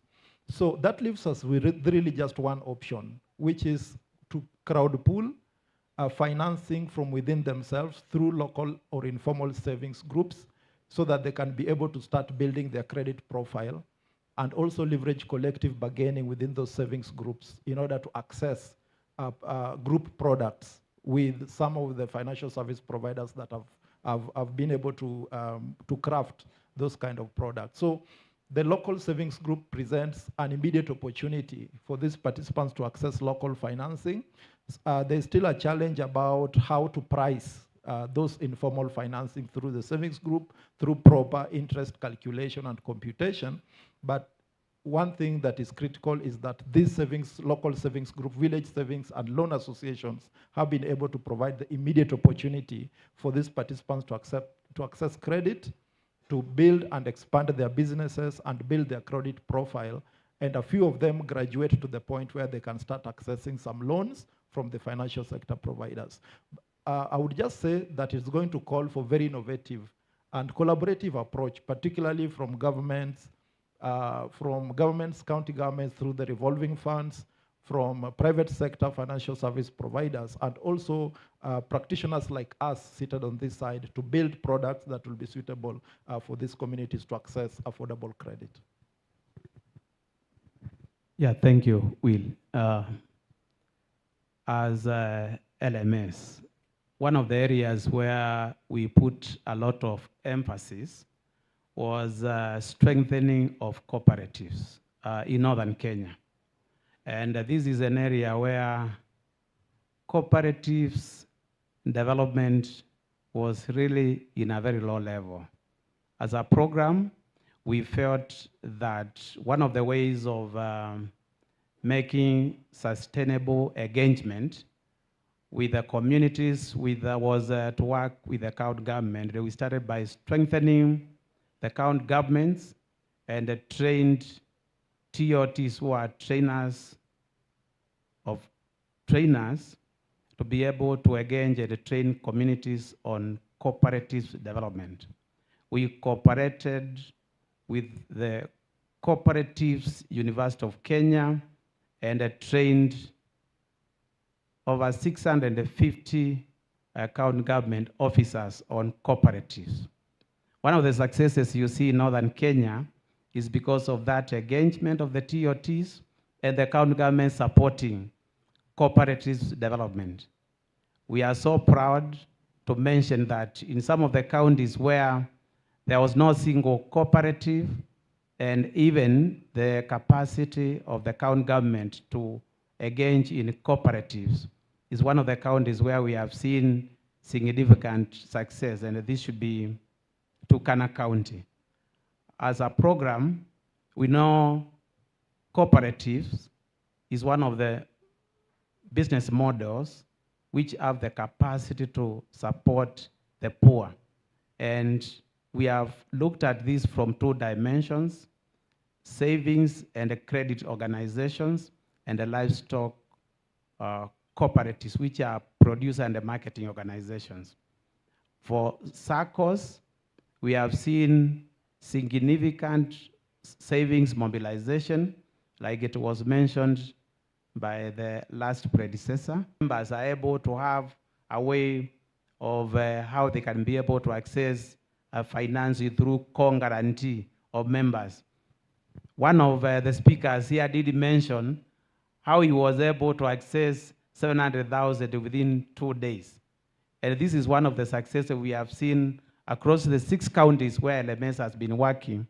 And what I would mention here is that with the capacity we have built to the county government staff, with communities, cooperatives, development is going to become a successful activity engagement in the north.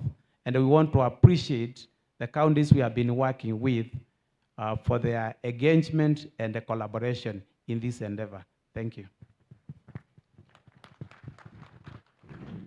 All right, I'd like to bring this session to a close and really appreciate the partners here. And I can see our colleague from Mexico, but we do have a session for you in the next, in the coming session 1. So I'd like you to give a parting shot. We'll start with Joe, Simon, Dr. Willie, in terms of where you see the North going after all this investment has come in. Grants were given, and by the way, just to confirm, yes, grants were given to enterprises, but they did actually cost share in these grants. So it was not exactly free money. They gave up to 10%, 20%, 5% cost share, and they had their skin in this deal. So what's your vision in terms of looking at the success of the North? Thank you. Thanks, Kate. Well, I think that the work that LMS has supported has been foundational in being able to establish further growth. I think that the discussion around finance is interesting because it's so nascent in this region, and the approaches that we took were to understand what is the challenge in being able to bring outside investment, commercial investment into these places. And I think that it required both a two-pronged approach. One was to build the capacity of the organizations that want to be bankable and want to be attractive to the financial market, but at the same time understand what the challenges are for the financial market to come into new areas, to increase lending or to expand operations into a place that they haven't historically worked in. The challenge of the North, of course, is distance. It's the low population and the challenge of logistics of being able to be a financial institution that's able to reach a critical mass of customers in order to make a business case for why to lend into this area. At the same time, many of the potential borrowers are still not bankable. They still lack either the skills or the experience or the sort of trajectory that shows their attractiveness or their worthiness to the market. And so I think LMS as a program took a very comprehensive approach in understanding sort of those problems from the bottom up as well as from the top down, and worked with key actors, especially county government, chambers of commerce, private sector, and others, to help build this critical mass and eventually lead this to what will become investment for further growth.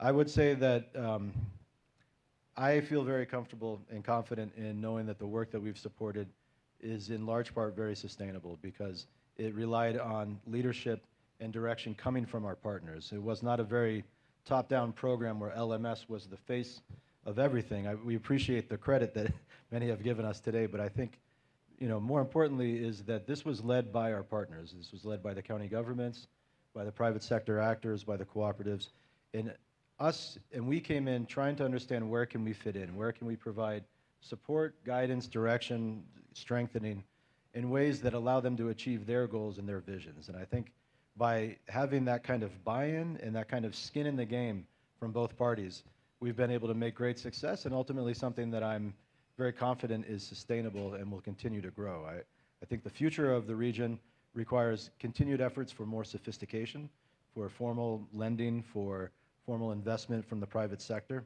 And I think a lot of that will rely on effective planning by county governments, by the wards, by the chambers of commerce in order to demonstrate to those types of actors from the private sector that there is opportunity here and that there is a vision for how we will sustain this kind of growth.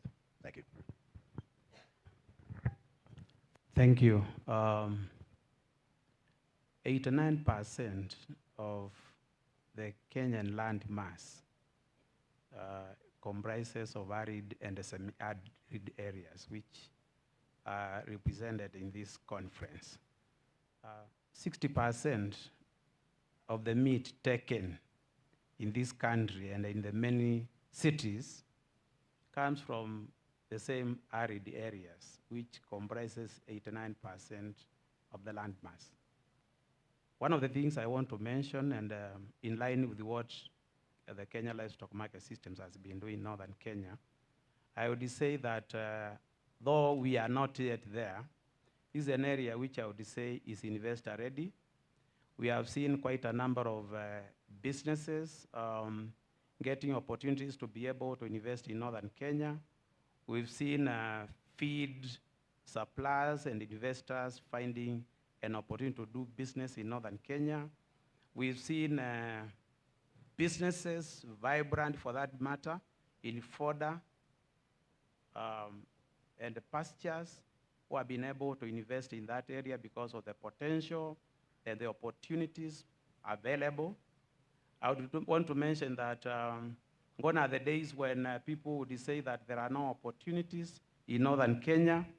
With the programs implementing partners have had in the area, and the USAID for that matter, is an area where people would be able to get opportunities to do business. And you are most welcome to do business in northern Kenya. Thank you. I think I would also just add my voice to what my colleagues have said and emphasize that northern Kenya is really the place to be. I mean, I have lived and worked in northern Kenya for 15 years now.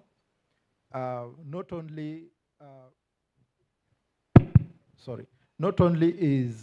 are the people ready, but are also willing to work and transform or convert their challenges into opportunities to do businesses and grow themselves and grow their livelihoods. I mean, that is, I think, the first point, to have a successful market system and build sustainable livelihoods. That change in mindset for people to be willing to work with you, to work with you, and to engage in order to transform their own livelihoods, I think is a key part of success for any program intervention. I also want to appreciate the opportunity that has been presented by the reigning government. I mean, the bottom-up economic transformation agenda. This is really the point to implement it. This is the point to operationalize it. So if we really want to make that a reality, then I think northern Kenya presents the perfect case to implement those bottom-up economic transformation strategies. The people in this room are just examples of what is possible, of what is achievable. If we have the right investment, we have timely investment and adequate investments to trigger the communities to take advantage of the opportunities that are available. The market is there, the opportunities are there. I think we just needed to build, there's a coordinated and holistic development interventions that complement each other rather than compete with each other. And it is only through that that we can achieve holistic, systematic and holistic growth to deliver meaningful change to the communities that live in this location. So for me, if you ask me, Catherine, and the gathering that is here, Northern Kenya is really the place to be. You will enjoy living with the communities. You will enjoy interacting with the people that I found, like my brother here, and you'll get legit business. So let's look north. Thank you. So thank you very much. And I'll close by saying, from the voice of an enterprise support organization that never operated in the north, and now we are operating in the north for the last 9 years. What the work that a lot has been done for building enterprises, strengthening them, access to markets and finance. And today, if you just walk outside here, we have a camel meat processor. You can actually buy and eat camel meat sausages. We have Nagi's Butchery from a region called Nasiger in Turkana County. It's a butchery that actually is on the highway from Lodwar to Kakuma, and you can actually stop and eat nyama choma. And we have Victorian Foods, which is also outside here, is a processor from Lake Turkana. They have a processing facility in Kataboy, which is also a region very near the lake, and they process a lot of Nile perch, and that is one of our discussions in the next session. So what I can say is the North is ready for business. It is open for business, and we need to buy from Northern Kenya so that we build Northern Kenya. Let me repeat that. Buy Northern Kenya and you build Northern Kenya. So please start by buying from our traders who are actually outside here, and these products are kept certified through the support of the program. So thank you very much, everyone. And as the panel steps down, we will have the next panel, which will speak about the shine a light on the SMEs and also the work that the county government has done on the ground. Thank you very much, Joe, Simon, and Dr. Willie.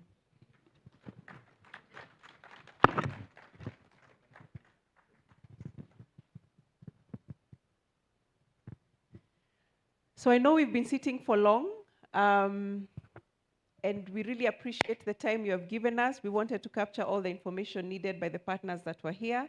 So if we can stand up and stretch, and we'll have some music played from one of the communities of Northern Kenya for half a minute. Just stand up and stretch.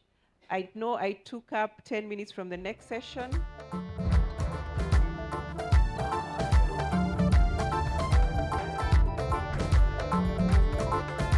Walk around, stretch.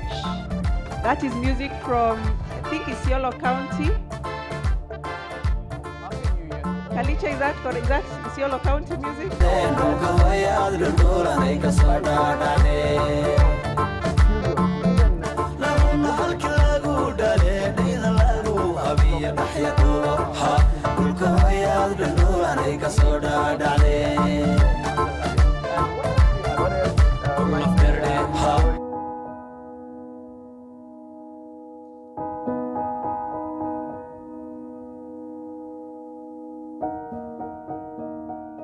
Sasa ile challenge tulikuwa naye, tunatumia karibu nusu saa, na hiyo maji inakuja polepole. Alafu tulikuwa tunachota maji chafu, inasababisha ugonjwa wa kolera. Kwa damu iko pale chini, kwa hiyo mamiti sasa. Hiyo maji ndio watu walikuwa wanakunywa, na hiyo maji sio mzuri. Maji ambayo hakuna dawa yoyote iko, na maji ni chafu, wanyama wanakunywa. Hata watu walikuwa wanaogea ndani ya hiyo kisima.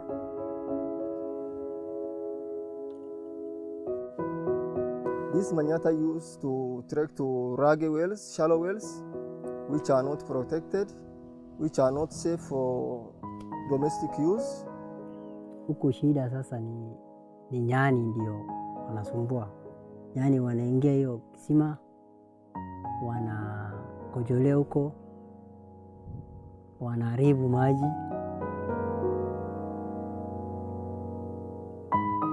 Some of the activities that USAID LMS have supported this ministry is donations, several donations like plastic tanks, steel elevated tank, solar, underground tank, na gate na fencing ya water side ndio walifanya, ambapo hiyo tangi ni almost 30,000 liters, imebeba maji mingi sana.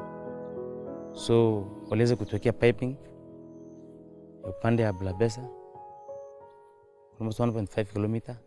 The people who have benefited is around 5,700.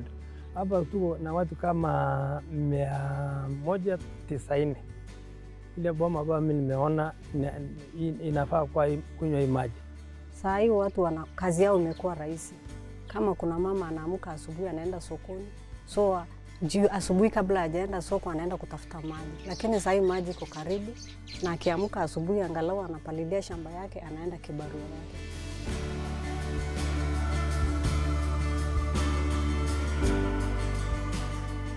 These waterborne diseases, it has reduced. Hata usafi imeendelea kwetu juu sana. Siku hiyo ilikuwa imeribu chini. Hii maji inaleta faida nyingi. Sasa inapata nyasi ya kuanza, ng'ombe, mbuzi na jamii yote inapata sehemu lishe. Kwa kilimo kidogo ambayo tunalima na mboga, nyanya, cabbage, watu wanapata mapato. Ukiangalia hii ni nyanya, na nilikuwa pia hapo mbeleni milima sukuma wiki na spinach. So hii ni mara yangu ya pili ninaelekea kwa nyanya sasa.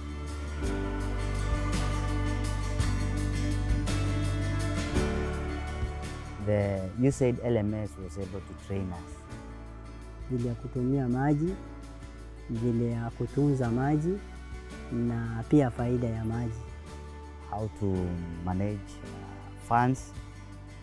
Za kwa kulipisha kitu kidogo ili hii pipe ikiharibika ama tabi ikiharibika uwe tuko na kitu kutengenezea.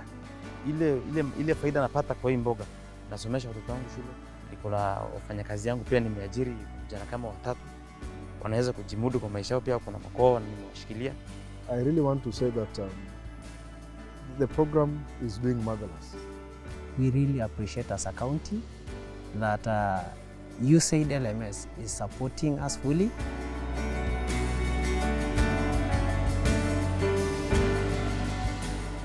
Ni kwanza nashukuru kwa mazuri, kwa mradi mzuri walitufanyia.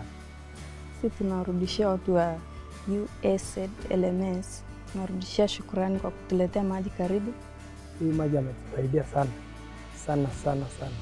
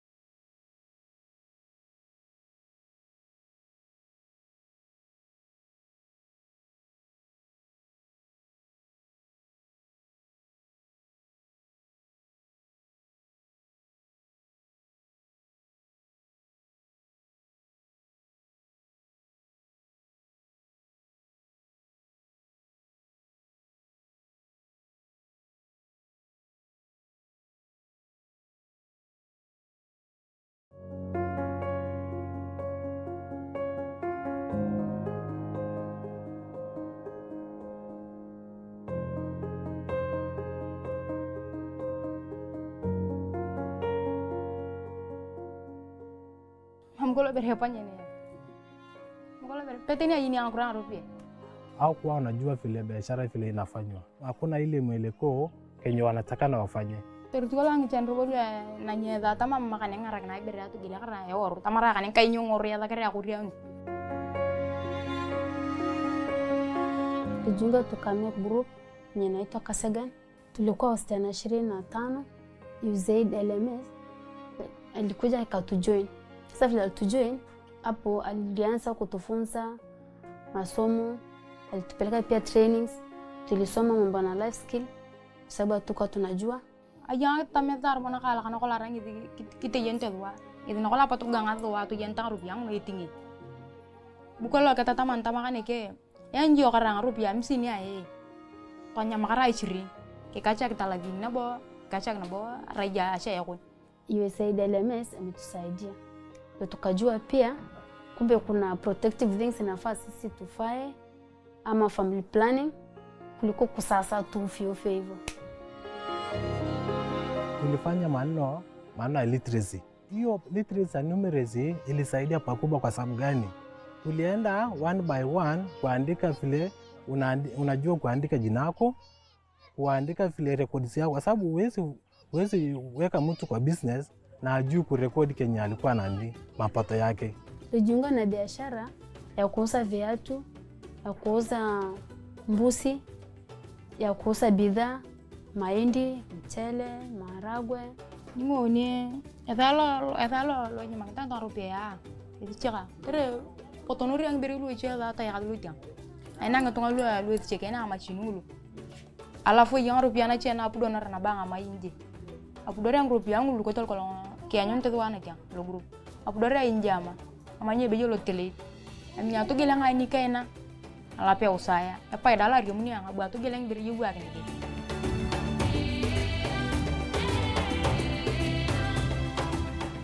USAID LMS ilitusaidia tupatia 1,150. Ikiwa sisi kwa group tulijisaidia, tukakaa, tukapanga, tukabidi hiyo pesa yenye USAID LMS ilitusaidia, tukafanya tukaweka kwa group, tukanunua vitu, tukauza, tukaona pia profit. Sasa kwa hiyo profit tulikuwa tuna save. Kila mtu alichukua portion yake kwa sababu ilisaidika kupeleka watoto shule, kwa sababu kuna wasichana wenye wako hapa wako na wasichana ama watoto kwa shule. Wanduang ngarang itu tere yang rupiah na kalau changa wago wag dia takana. Ay changara to ne dalo boy kinere. Ay tamaja to kya kedano. Dano jik buki ya ke yang takana ipu ni bicar. Geleng ya mono meja ni kri ko ke taba. Kinene ki kuen bere kona. Ane jeda do liang bangko ingu. Timo kana bajer na chetu ya rupiah to ayo na kolong na kai faida. USAID LMS ilitusaidia mashines ya kushona kwa maana sisi tukiwa wasichana kuna baadhi yetu walikuwa walienda vocational training. Sasa vile watusaidia hiyo machine, tuliendelea na machine na kushona kwa sababu tuko na lezo, tuko na skirt, tuko natengeneza skirt ndogo ndogo ya wasichana. Community penye hiyo group iliformiwa, wamejua umuhimu ya wasichana. Wamejua usawa ya wasichana. Atau tiaka ko tere ya machine to manike. Idi chika ngala kando kani. Mimi niona mabadiliko kwa maisha yangu kwa sababu vile mimi nilikuwa mbeleni, mimi sikuwa najua ya kuwa msichana anajisimamia ikiwa ni yeye peke yake.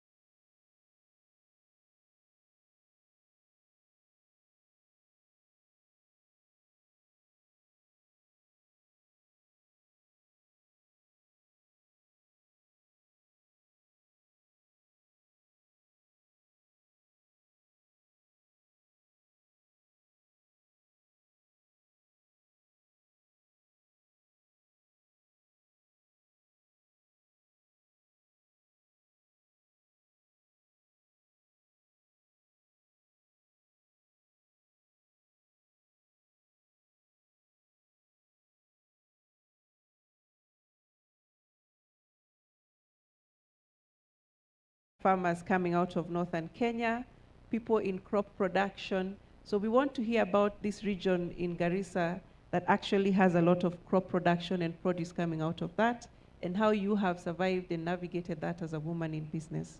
Thank you.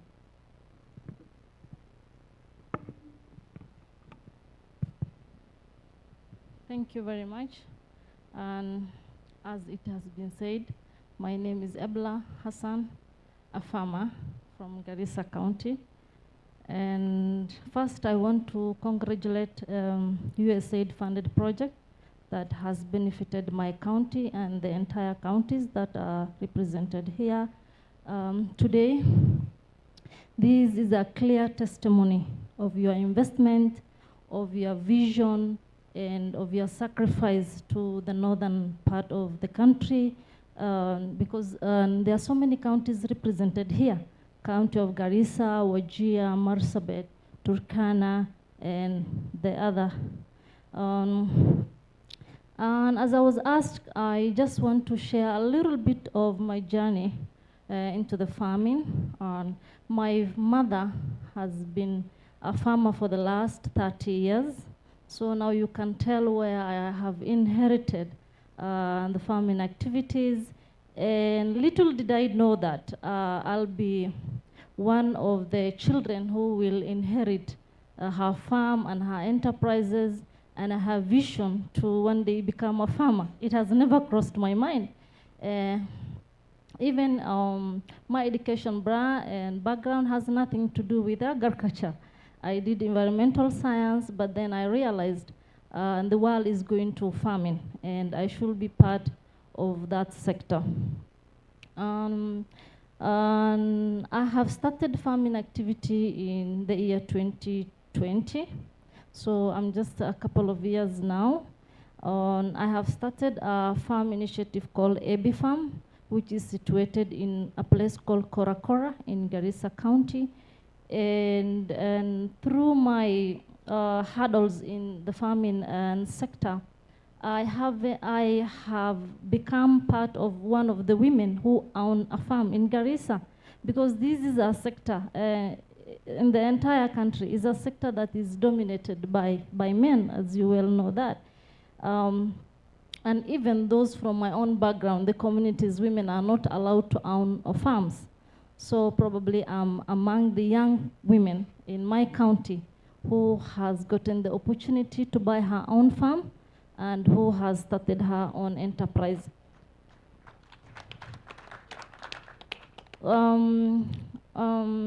And the one thing that I wanted to bring very clearly is that the background of our success entirely. I don't only sit here as a director from AB Farm, I also represent a network of farmers called Garissa Farmers Network, which has close to 3,000 farmers in the entire county.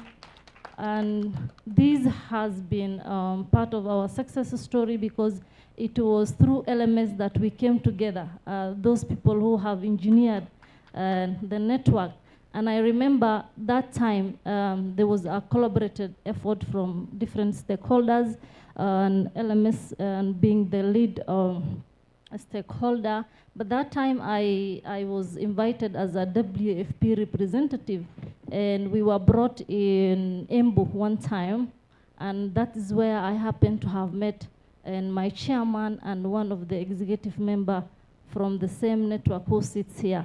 From that time I was representing my farm as AB Farm. The chairman was also representing his own farm, and from Garissa as well. So we came together in a room and we started talking, having a conversation. And in that conversation is whereby we realized we come from the same county, yet we don't understand and we don't know each other. From there is where also I met John Kutwa, who was a representative from Garissa office. And from there we decided to go back to Garissa, and our first engagement was the birth of Garissa Farmers Honey Producer Organization before the Garissa Farmers Network. So in that producer organization, It was me and the rest, the few other representatives from the county who initiated to come together and strengthen the honey value chain from my county. And from there, we had a different approach that actually came out of our discussions, whereby we were actually asking ourselves, we want to strengthen this honey value chain, but where do we go from here? Is when we need our beehives to be situated along the riverline because of the entire ecosystem. There is sustainable, it was actually very sustainable for us to have the beehives and situated along the riverline.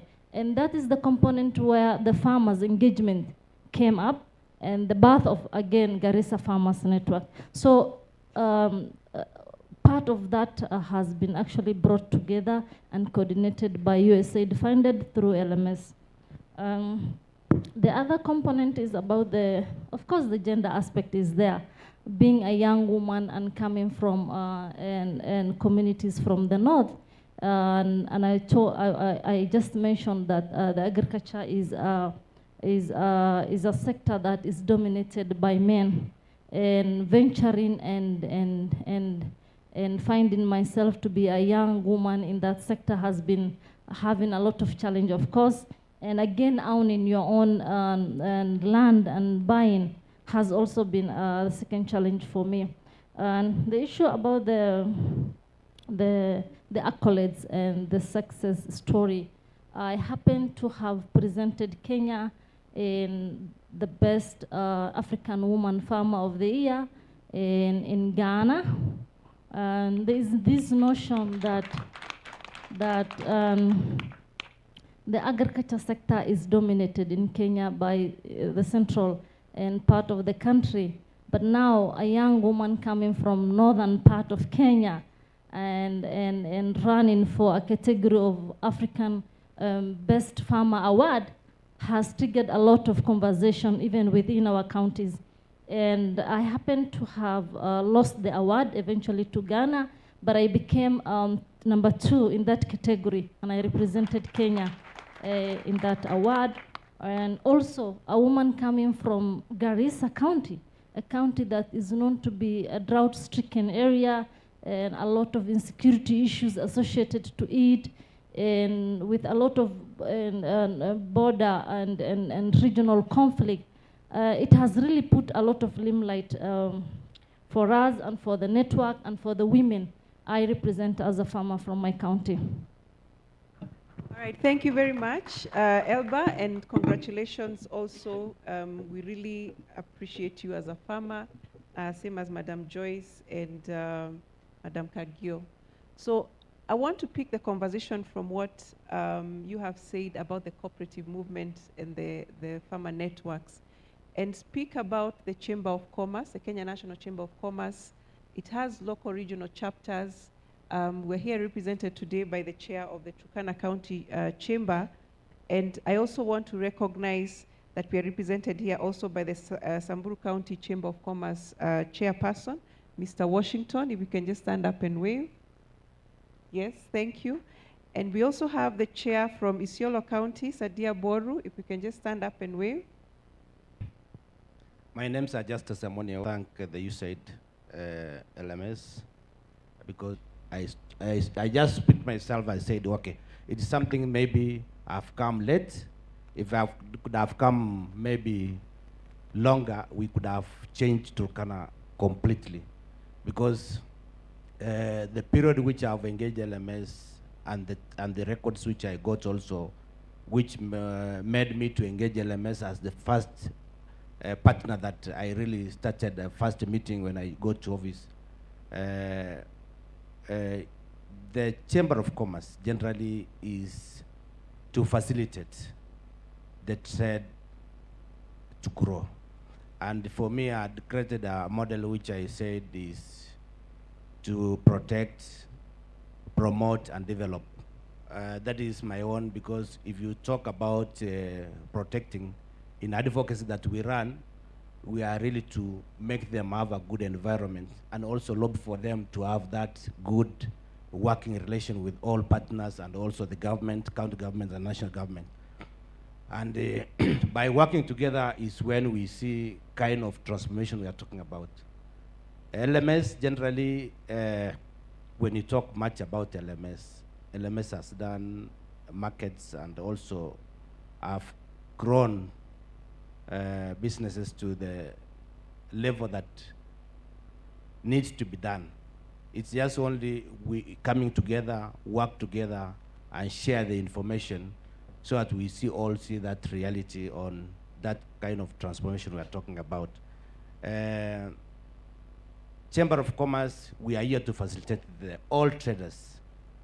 Chamber of Commerce is a local, is a membership-based, non-profitable institution that was formed in 1965 by the first head of state, and it was to facilitate the trade, to have that harmony on trade. That was, in that past, it was about the European, that is the British, Kenyans, and the Indians.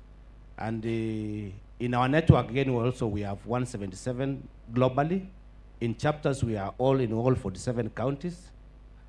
So we are there to network ourselves and also grow ourselves as the chambers by supporting the business communities to grow and also advocating for them to have that good environment.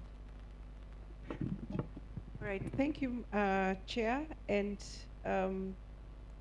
we really appreciate the value that the Chamber of Commerce has brought across the many counties.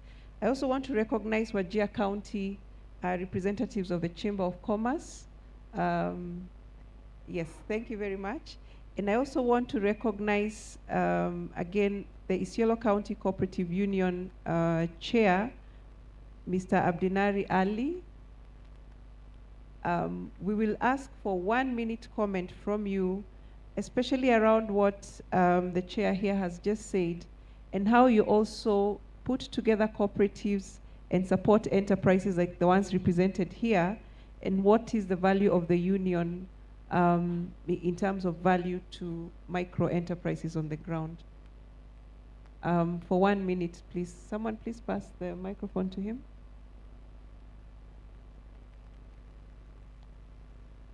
Media team, kindly pass the microphone to...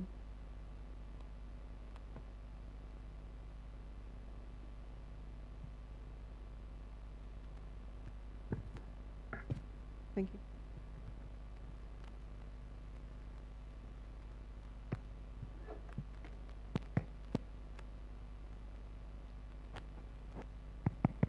Yes, thank you.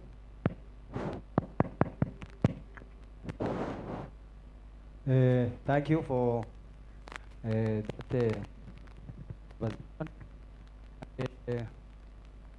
show cause event program. We thank for that. I come from Isiolo County. ICCU, that's Isiolo County Cooperative Union. We engage all the cooperative and the SACCOs within Isiolo County in one umbrella for one voice. That's in some area of Isiolo, we practice farming as one of our productive. Due to climate change, we practice a farming method, and thus bring feeds and fodder. I particularly touch on feeds and fodder, where before we capture feed and fodder as a not value chain, but nowadays, as we are from farming, even weeds from a farm, we do baling, storing, and we have get a capacity building of weeding, baling, and storage method. That is one of our capacity building we have get. And from grass, Ghana, for marketing. That's marketing of our livestock product, farm product, and even our fodder product. That's bring away. That's effort has been by our LMS, USAID support. That have bring one voice for market and market linkages. Some of our people have never even traveled with the vehicle, but now some of us traveling with even a pilot. That is amazing. Some who traveling with the vehicle were meeting and get sick. But now we can even proceed to marketing. That's bring piloting. So as cooperative, we have one voice, and we have linked all our and our circles to outside the market for the event, for the fodder, for the livestock market, and our agriculture product. Thank you. Thank you very much. And to bring this to a wrap up, I would want to recognize the voice of the county government. A lot of effort has gone into the USAID mission looking at county-led, county-owned, county-managed decisions through identifying priorities on the ground at county level and ensuring that the implementing partners look at that. So first, I want to recognize 5 representatives of the 5 counties.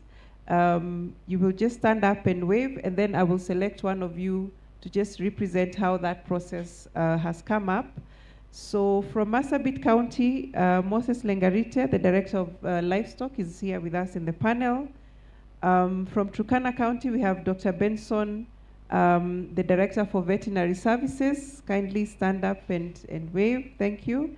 And then from Wajir County, we have Madam Daiba, Director of Cooperatives. Thank you, Madam. And from Isiolo, we have the Deputy County Secretary, Mohamed Boru.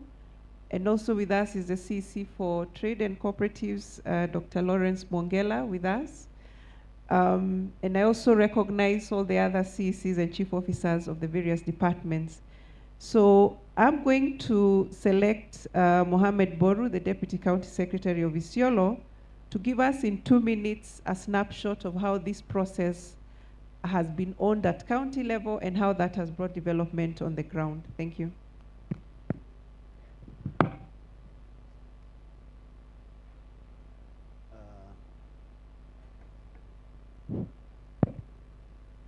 Still morning, I hope. Good morning. I'm Jambo. Just wave, please. People look tired. Thank you, thank you. You know, we are in a celebration mode. I see this thing very differently.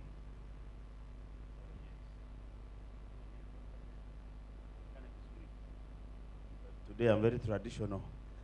Thank you, my brother from the other mother. For me, I see today's meeting different, more greater than just Trade Expo. LMS is transitioning after 7 years. For me, we are celebrating 7 years of success of our partnership with LMS. Clap for yourselves. And there should have been some more balloons here, actually. It's not just a workshop. And after all these speakers, I will have just stood up and say, I agree with them and sit down. Because all achievement that we have done has been stipulated here. But give me the 2 minutes. She has said, yesterday, I participated in the conference where the Principal Secretary of Livestock was presiding over, and I was a bit shocked because the people who are presenting to us the livestock economy are people from Central Kenya and Nyanza. They were telling us how to keep animals and how to do business with livestock. So I was a bit shocked because I was asking myself, have we lost ground? Then I reflected back and said, no, what we have done with LMS is already a big progress forward, and we are going to hold our grounds as people from Northern Kenya. Please clap for yourselves. Briefly, one of the biggest reasons why we have this great success between LMS, USAID, communities, and county governments is because of our strong partnerships that we have had together. The county government, our governors gave a very good political environment and allowed us to work closely with our partners and communities. And because of that political environment, we were able to partner and work together. And like Isiolo County, the position I'm holding now, partnership and NGO coordination, is a new position where the governor said, let us consolidate all partnership programs under one umbrella in the County Secretary's office so that we take the lead. And the leading starts from planning, what we call in our partnership model, co-creation. That we sit together with our partners, sit together with the community, and plan together what we want to do. Of course, within the manifesto of the governor and the CIDP. And we plan together, we co-create, we co-finance, which fed into our county development plan, the CIDP, the 5-year plan. So the plan we have for Isiolo County for the next 5 years is mainly contribution from the community themselves. So it is community owned and also the county owned. Secondly, also, LMS have targeted mainly the pastoral communities. You know, during the long drought, we lost a lot of animals. Actually, Isiolo, the estimate, we lost up to 4.7 billion cash in terms of animal loss. So many of our communities became destitute, actually, very poor. And because of partnering with the other USAID programs and LMS, communities were able to diversify. They could go for predominantly pastoralist to agro-pastoralism. They were able to embrace other forms of livelihoods. For the first time, we keep fish and we feed on fish. For the first time, communities of Isiolo don't import eggs from the neighboring counties of Meru and Laikipia. Although for a long time, we could not feed on eggs. My grandmother used to tell me, don't feed on birds because your cows will die. And actually, many of them died, but I'm still feeding on birds.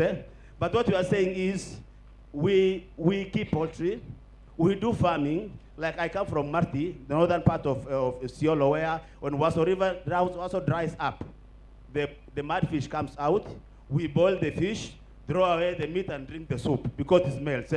But nowadays, through support of LMS and other USAID programs, we have seen the value of the white meat. So our communities have transitioned from nomadic pastoralism into agro-pastoralism, into other forms of income, and that is because support of LMS and other programs. We are really you have seen the testimonies from the communities here. We have so many success stories, individual and groups, that somebody have been supported by small fund from LMS, and today there's a lady in Lodonyiro who was just selling boga. Today she's a wholesaler. She transports food to the interior part of Lodonyiro. And those are the successes that we are celebrating. So we are really very grateful. And the biggest success also under LMS is our market systems. Yesterday during the presentation, one of the speakers said, I am from Isiolo County, I was there yesterday. He was in Isiolo Market to come and buy livestock. Isiolo Market is one of the biggest markets in northern Kenya, if not the biggest. And when you come to that market, you see beehives of activities, not only livestock, small-scale farmers, SMEs, quite a number of people do business there. In a day, Dr. Mongela, the CEC, and the chief officers are here. In one market day, Isiolo market generates 20 million Kenya shillings. And we do it 3 times in a week. So it's a really big market, and that market was established by Rigo EG, supported by LMS, and today the chair is talking, the young man here, I'm really worried because he might take off from my governor. Yeah, he's a very vibrant young man. If he stands politically tomorrow, the community will elect him because he has been able to lead the youths in that area. So we are really very grateful. And one of the success also for the market is the policies. There are quite a number of policies supported by LMS. One of them is the Trade Sales Yard Act, which was enacted in 2016. The regulation was brought up 2021. As we are talking today, Oldonyiro Market the second biggest market in Isiolo County, which serves central Kenya also, is piloting the act.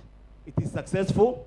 On 1st of July, the governor will launch the act so that it's going to operationalize all our eight markets.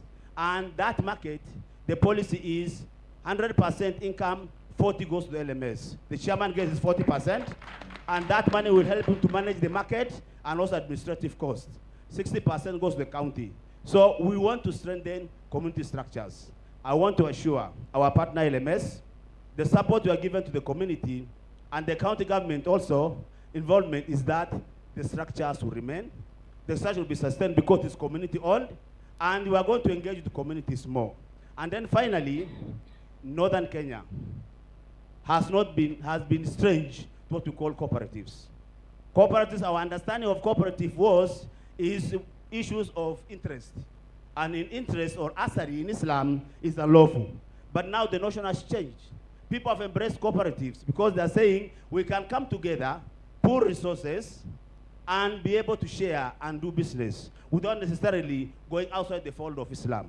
And LMS, together with the Chamber of Commerce, have supported cooperatives that are growing in Northern Kenya, and it is very effective, and people are embracing it. And eventually, our plan is, together with our partner and communities, the cooperatives is to build up into circles so that they borrow money from themselves. So it's a structure which is working very well, and mostly it is embraced by women and youth. The biggest market, or the biggest market within the communities. The largest number are the youth within communities, and then the women. And when the youth and women go into business, then the future of our Northern Kenya will be greater. And then finally, the effect of drought. I also to thank USAID LMS for training communities to grow fodder or growing pasture.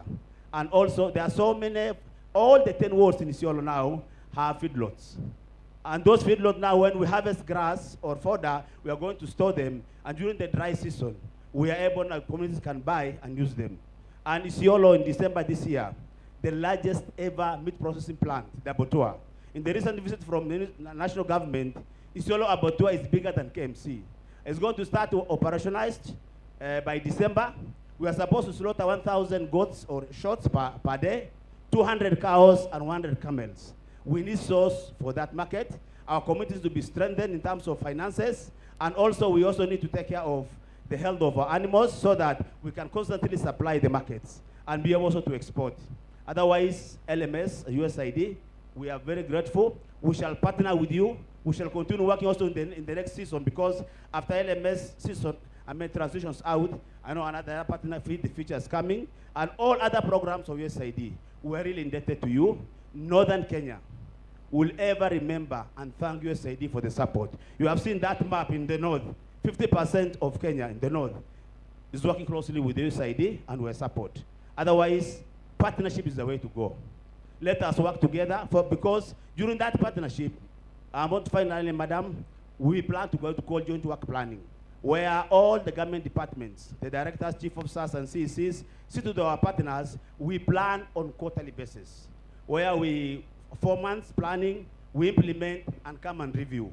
That one also has activated, has re-energized the programs of our departments. We're able to work closely together. We synergize. There's very little duplication, and out of that, we can produce more. We can produce more results out of meager resources that all of us have.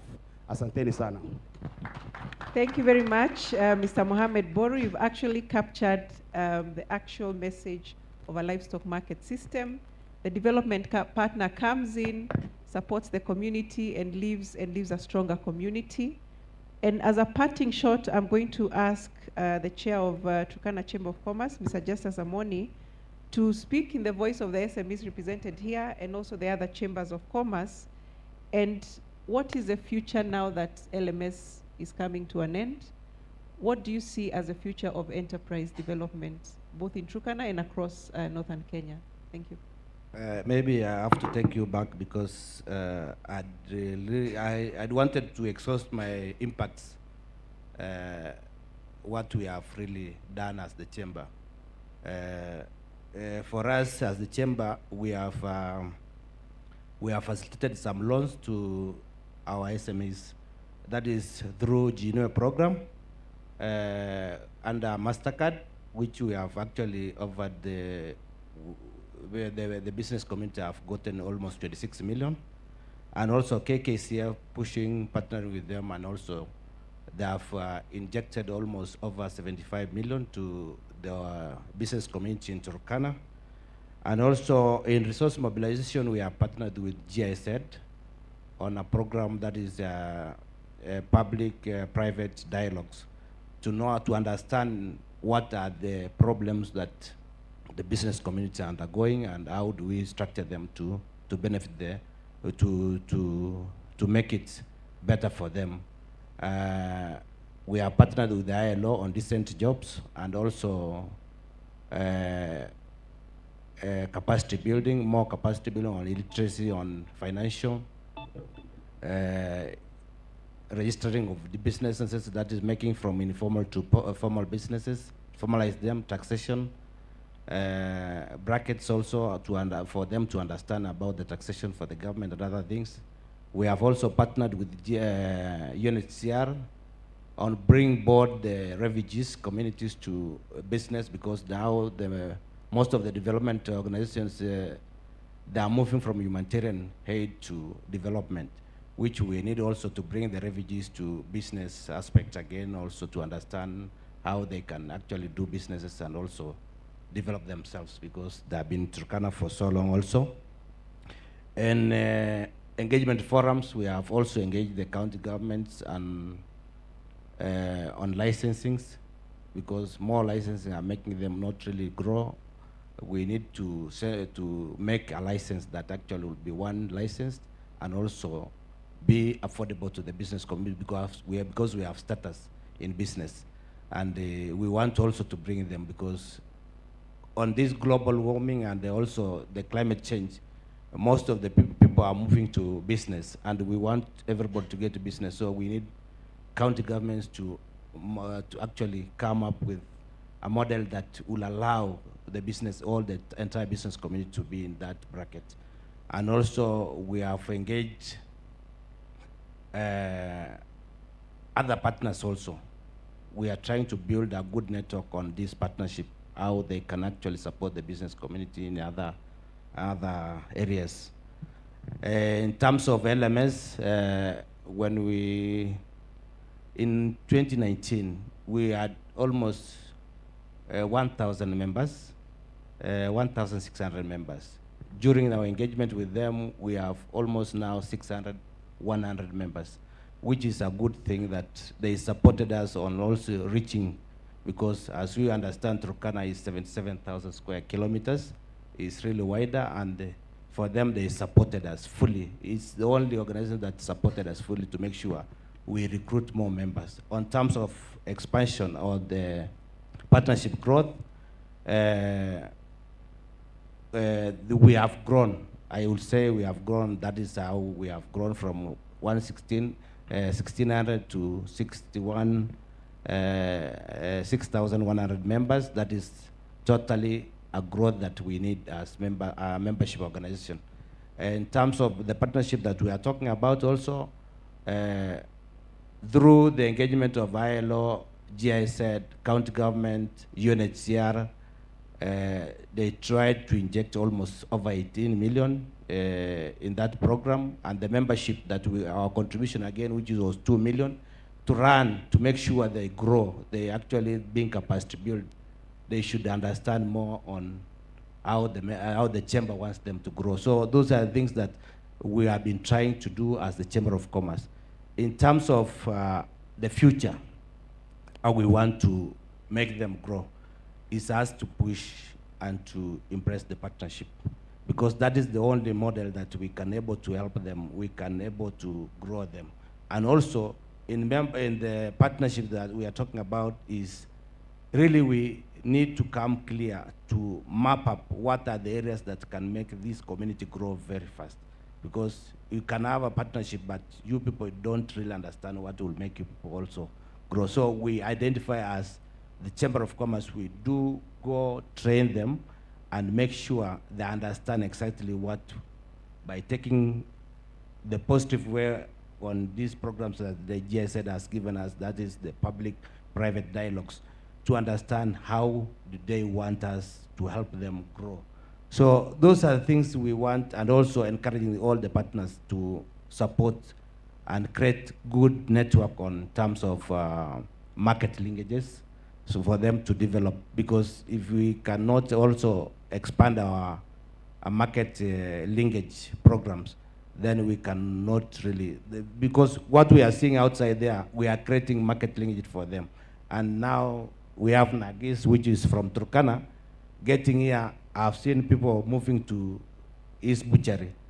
So people have known the meat in Turkana is sweeter than even elsewhere. So he's really connected now. He can have more market here in Nairobi and also other parts of Kenya. So those are the things, the fish we have heard about. Turkana is the best, what will I say?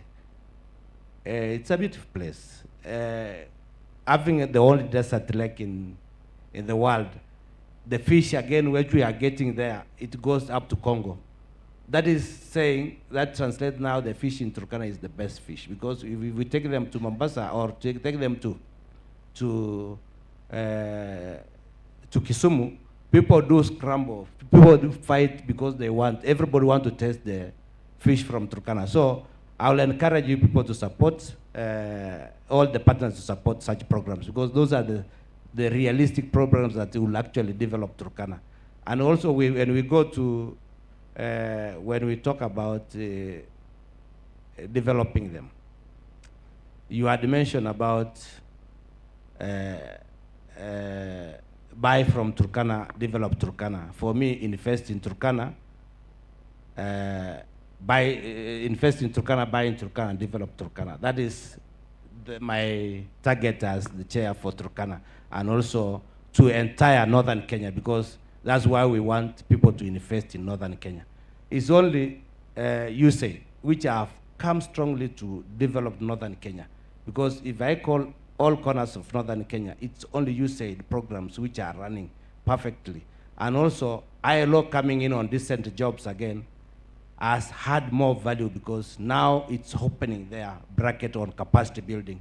So that is those are things we want as the Chamber of Commerce, because that is the only thing. And the getting people, asante sana. Thank you very much, Chair, and a clap to the panel.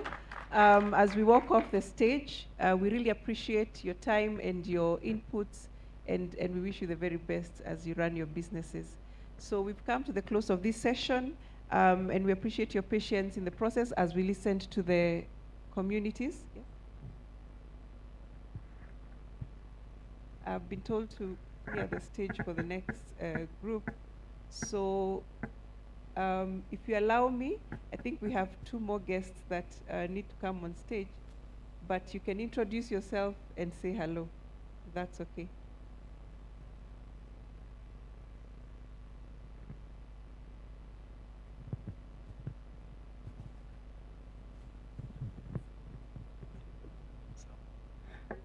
I'm Washington Lakono, Chairman KNCI Samburu chapter. I just want to say one thing about KLMS, because I had so many other things to say, but made me just reduce them to one and say that one of the biggest achievements that we can proudly say that LMS has done is the development of strategic plan to 6 KNCI chapters in Samburu. In Samburu, Isiolo, Garissa, and other counties. You see now, as we celebrate the 7 years of LMS, and we know that they're exiting by September, we will remember them for these 5 years, because for Samburu, we have a strategic plan that will give us direction, goals, and what to do for the next 5 years. So you see, that's a very big achievement. Thank you so much. Thank you, Mr. Washington, and we really appreciate all the other chambers represented here. So another big clap for the panel, and as we walk off the stage, I'm going to invite Dr. Ernest Njoroge to give a speech representing USAID. The mission the mission is the one that has brought together this project and other projects and support to our communities in northern Kenya. Karibu.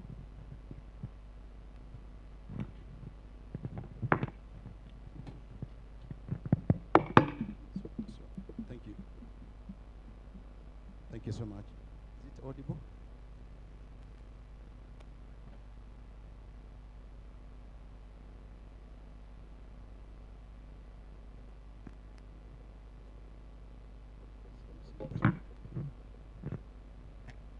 Thank you so much, Catherine. I think I have a very simple duty here because all has been said. As on behalf of USAID, we want to thank you so much for the great work that you have done together.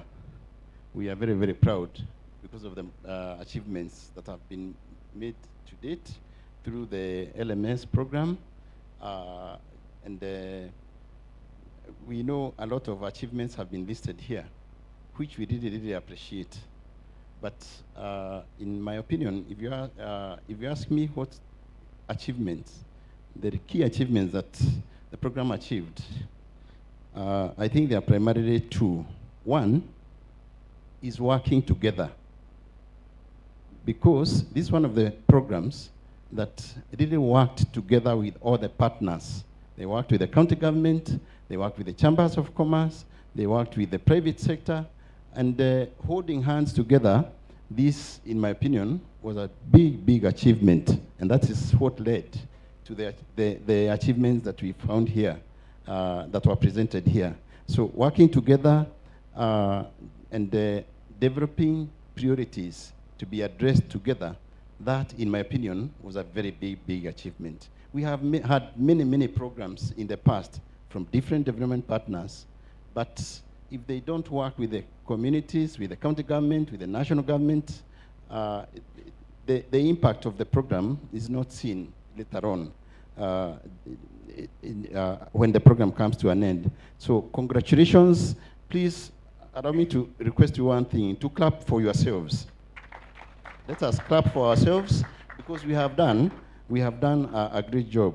You know, when you go to the ASA counties of northern Kenya, you see the markets that are working. Is that correct? Is it true? You see markets that are working. You see cooperatives that are running. You see chambers of commerce that are very vibrant. In fact, I was shocked when I went to Lodwar to see the chambers of commerce. The membership increased from 1,600 to 6,000 members. That's a great deal. You will see so many micro-enterprises that are running. You know, if we want to develop these areas, we cannot rely only on the government, the national government, the county government, or only on NGOs and development partners. We need the private sector. We need a very vibrant private sector, micro and small enterprises, and medium enterprises, as well as large enterprises. The last time I visited Lake Turkana, it was very impressive. I found a fish processing plant employing between 10 and 50 people. This is transformative. This is what we need. Ama, this is what we need for these areas to develop. So I'm very happy to join you in this meeting. And the much that I want to say is congratulations. You know, when before this program started, I would go to Isiolo town and I would really search for where to get some nice meat. But today, when I want camel sausage, I get it. In fact, yesterday for lunch, I took camel sausages here. When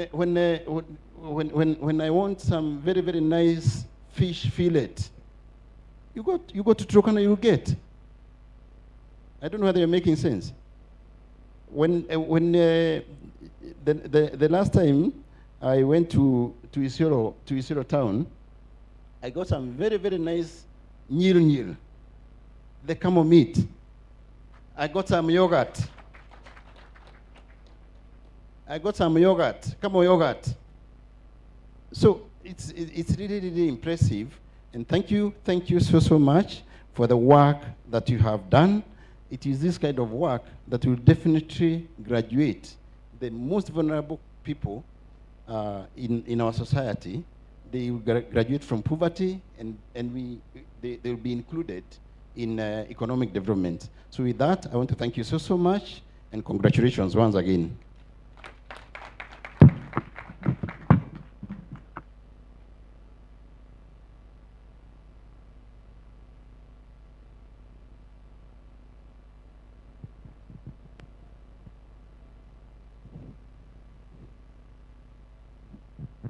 Thank you very much, Dr. Njoroge.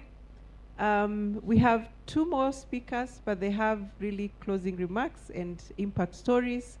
I'm going to call Tabitha, who is the head of M&E at LMS, to give us impact that the program envisioned and what we have seen that has come out. Thank you very much.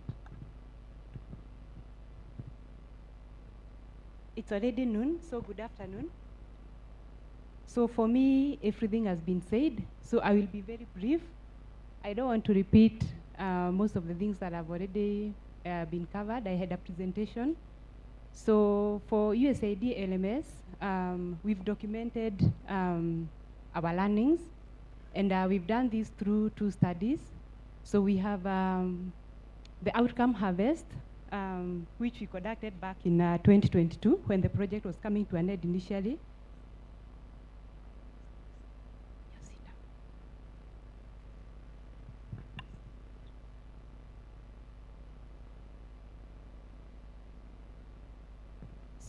So in brief, the first, so we've talked about all the impacts, all the outcomes that have come out of this project. So out of our 2022 study that we conducted, we have a total of, so we were able to harvest a total of 36 outcomes, and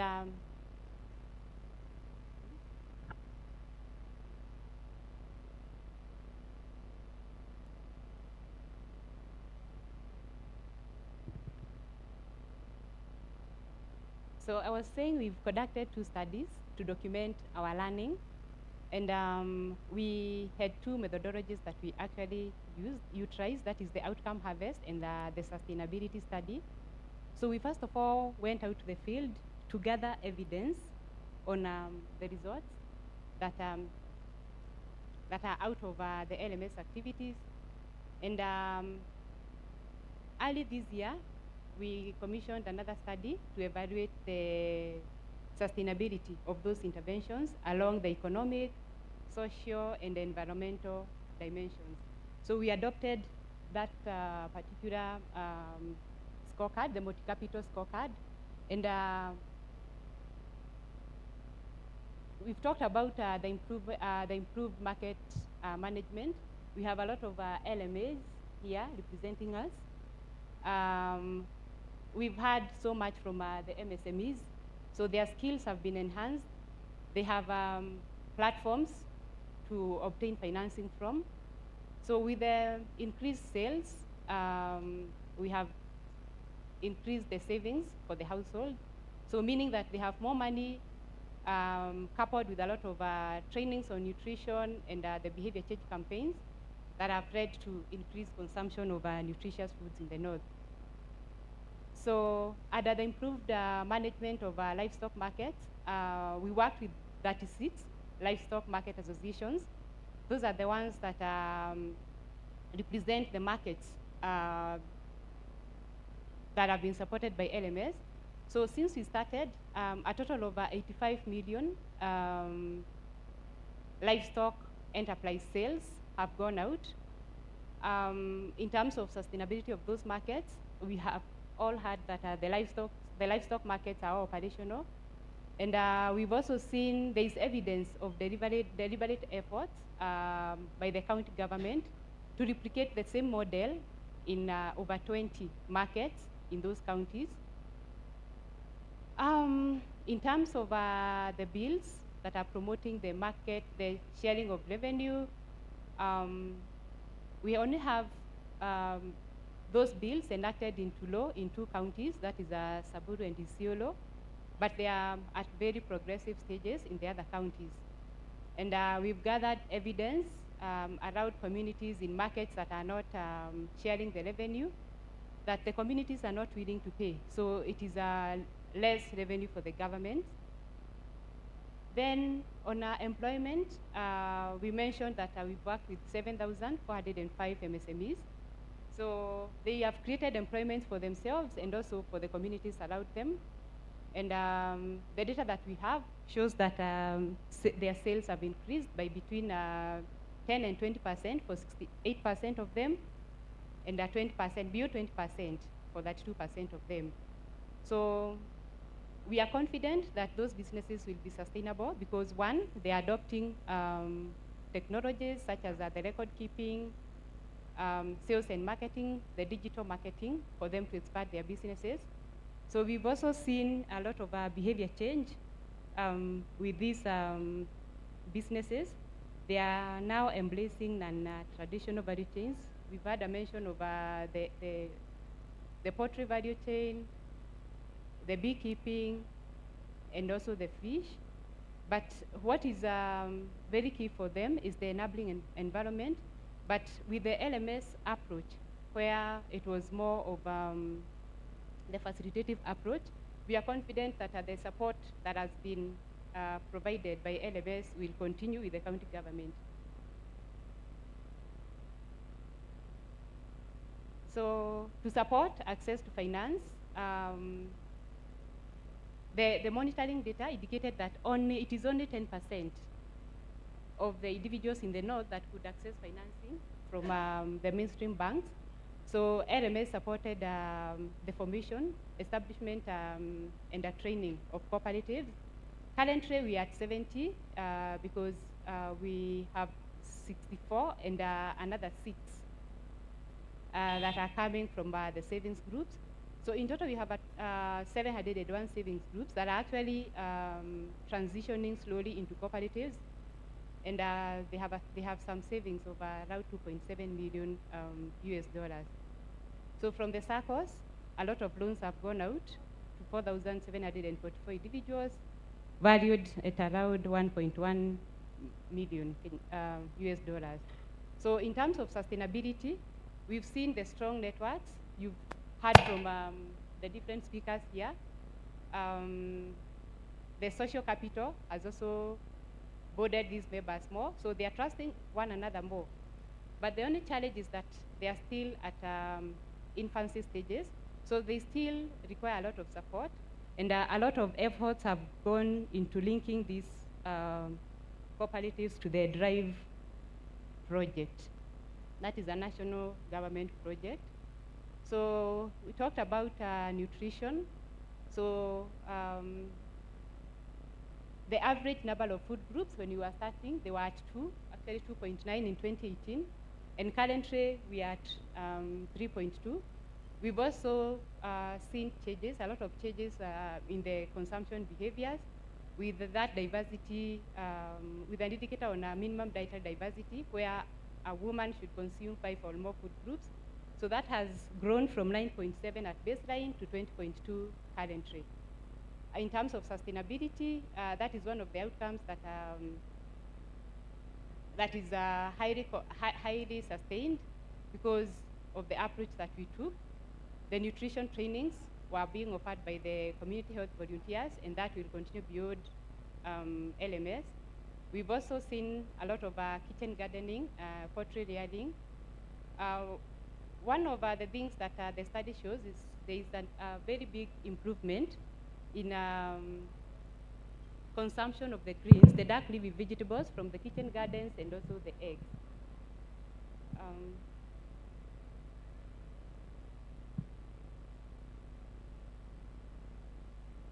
So lastly, on government and community capacities and collaboration, we've been working very closely with the county government, and that ensures the sustainability of most of the activities that LMS has supported. We've supported the development of policies. I mentioned that the sales yard bill, it's in the last stages in most of the counties and already enacted into law in 2 of the counties. We've seen a lot of area under protection, that is 19,733 hectares, and the sustainability of that revolves around the World Development Planning Act. So in conclusion, LMS has strengthened the livestock market and increased resilience in northern Kenya. And for the future, we require continued community and government collaboration for sustained impact. Thank you.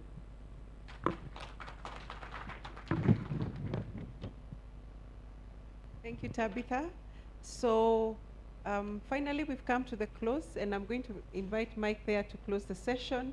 And we appreciate your time and the patience in the process. Thanks. Thank you, Catherine. Habari zenu.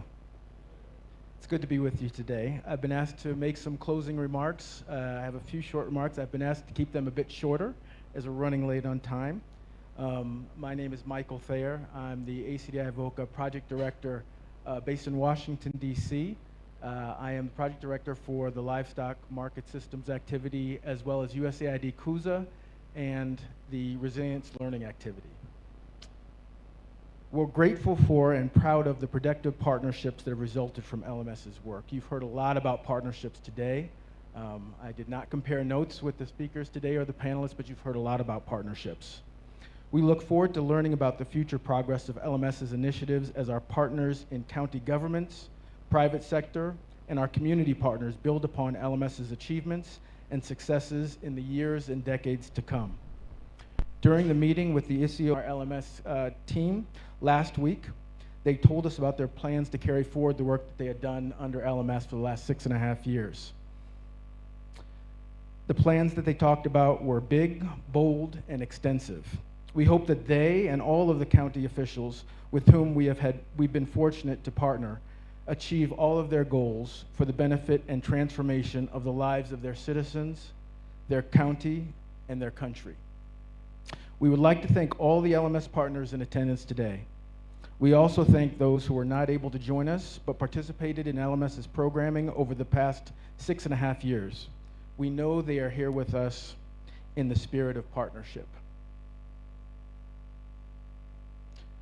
We would like to give special thanks to the following people and partners who have played a critical role in LMS's work, including county governors, county executive committee members, county government and State Department representatives, county water utilities, representatives from the Ministry of Agriculture and Livestock, the Ministry of Trade, Investment and Industry, and the Ministry of Cooperatives and SME Development, Chambers of Commerce, the USAID Kenya and East Africa Mission, and key LMS implementing partners, BOMA, SRC, and Mercy Corps. We thank all of you. And last, but certainly not least, I want to say a sincere thank you to our LMS team and Joe and Simon for their leadership of that team, for being resilient and continuing to achieve results with our partners, for those that we serve, through the many seasons of drought, the years of the pandemic, and most recently, the devastating flooding.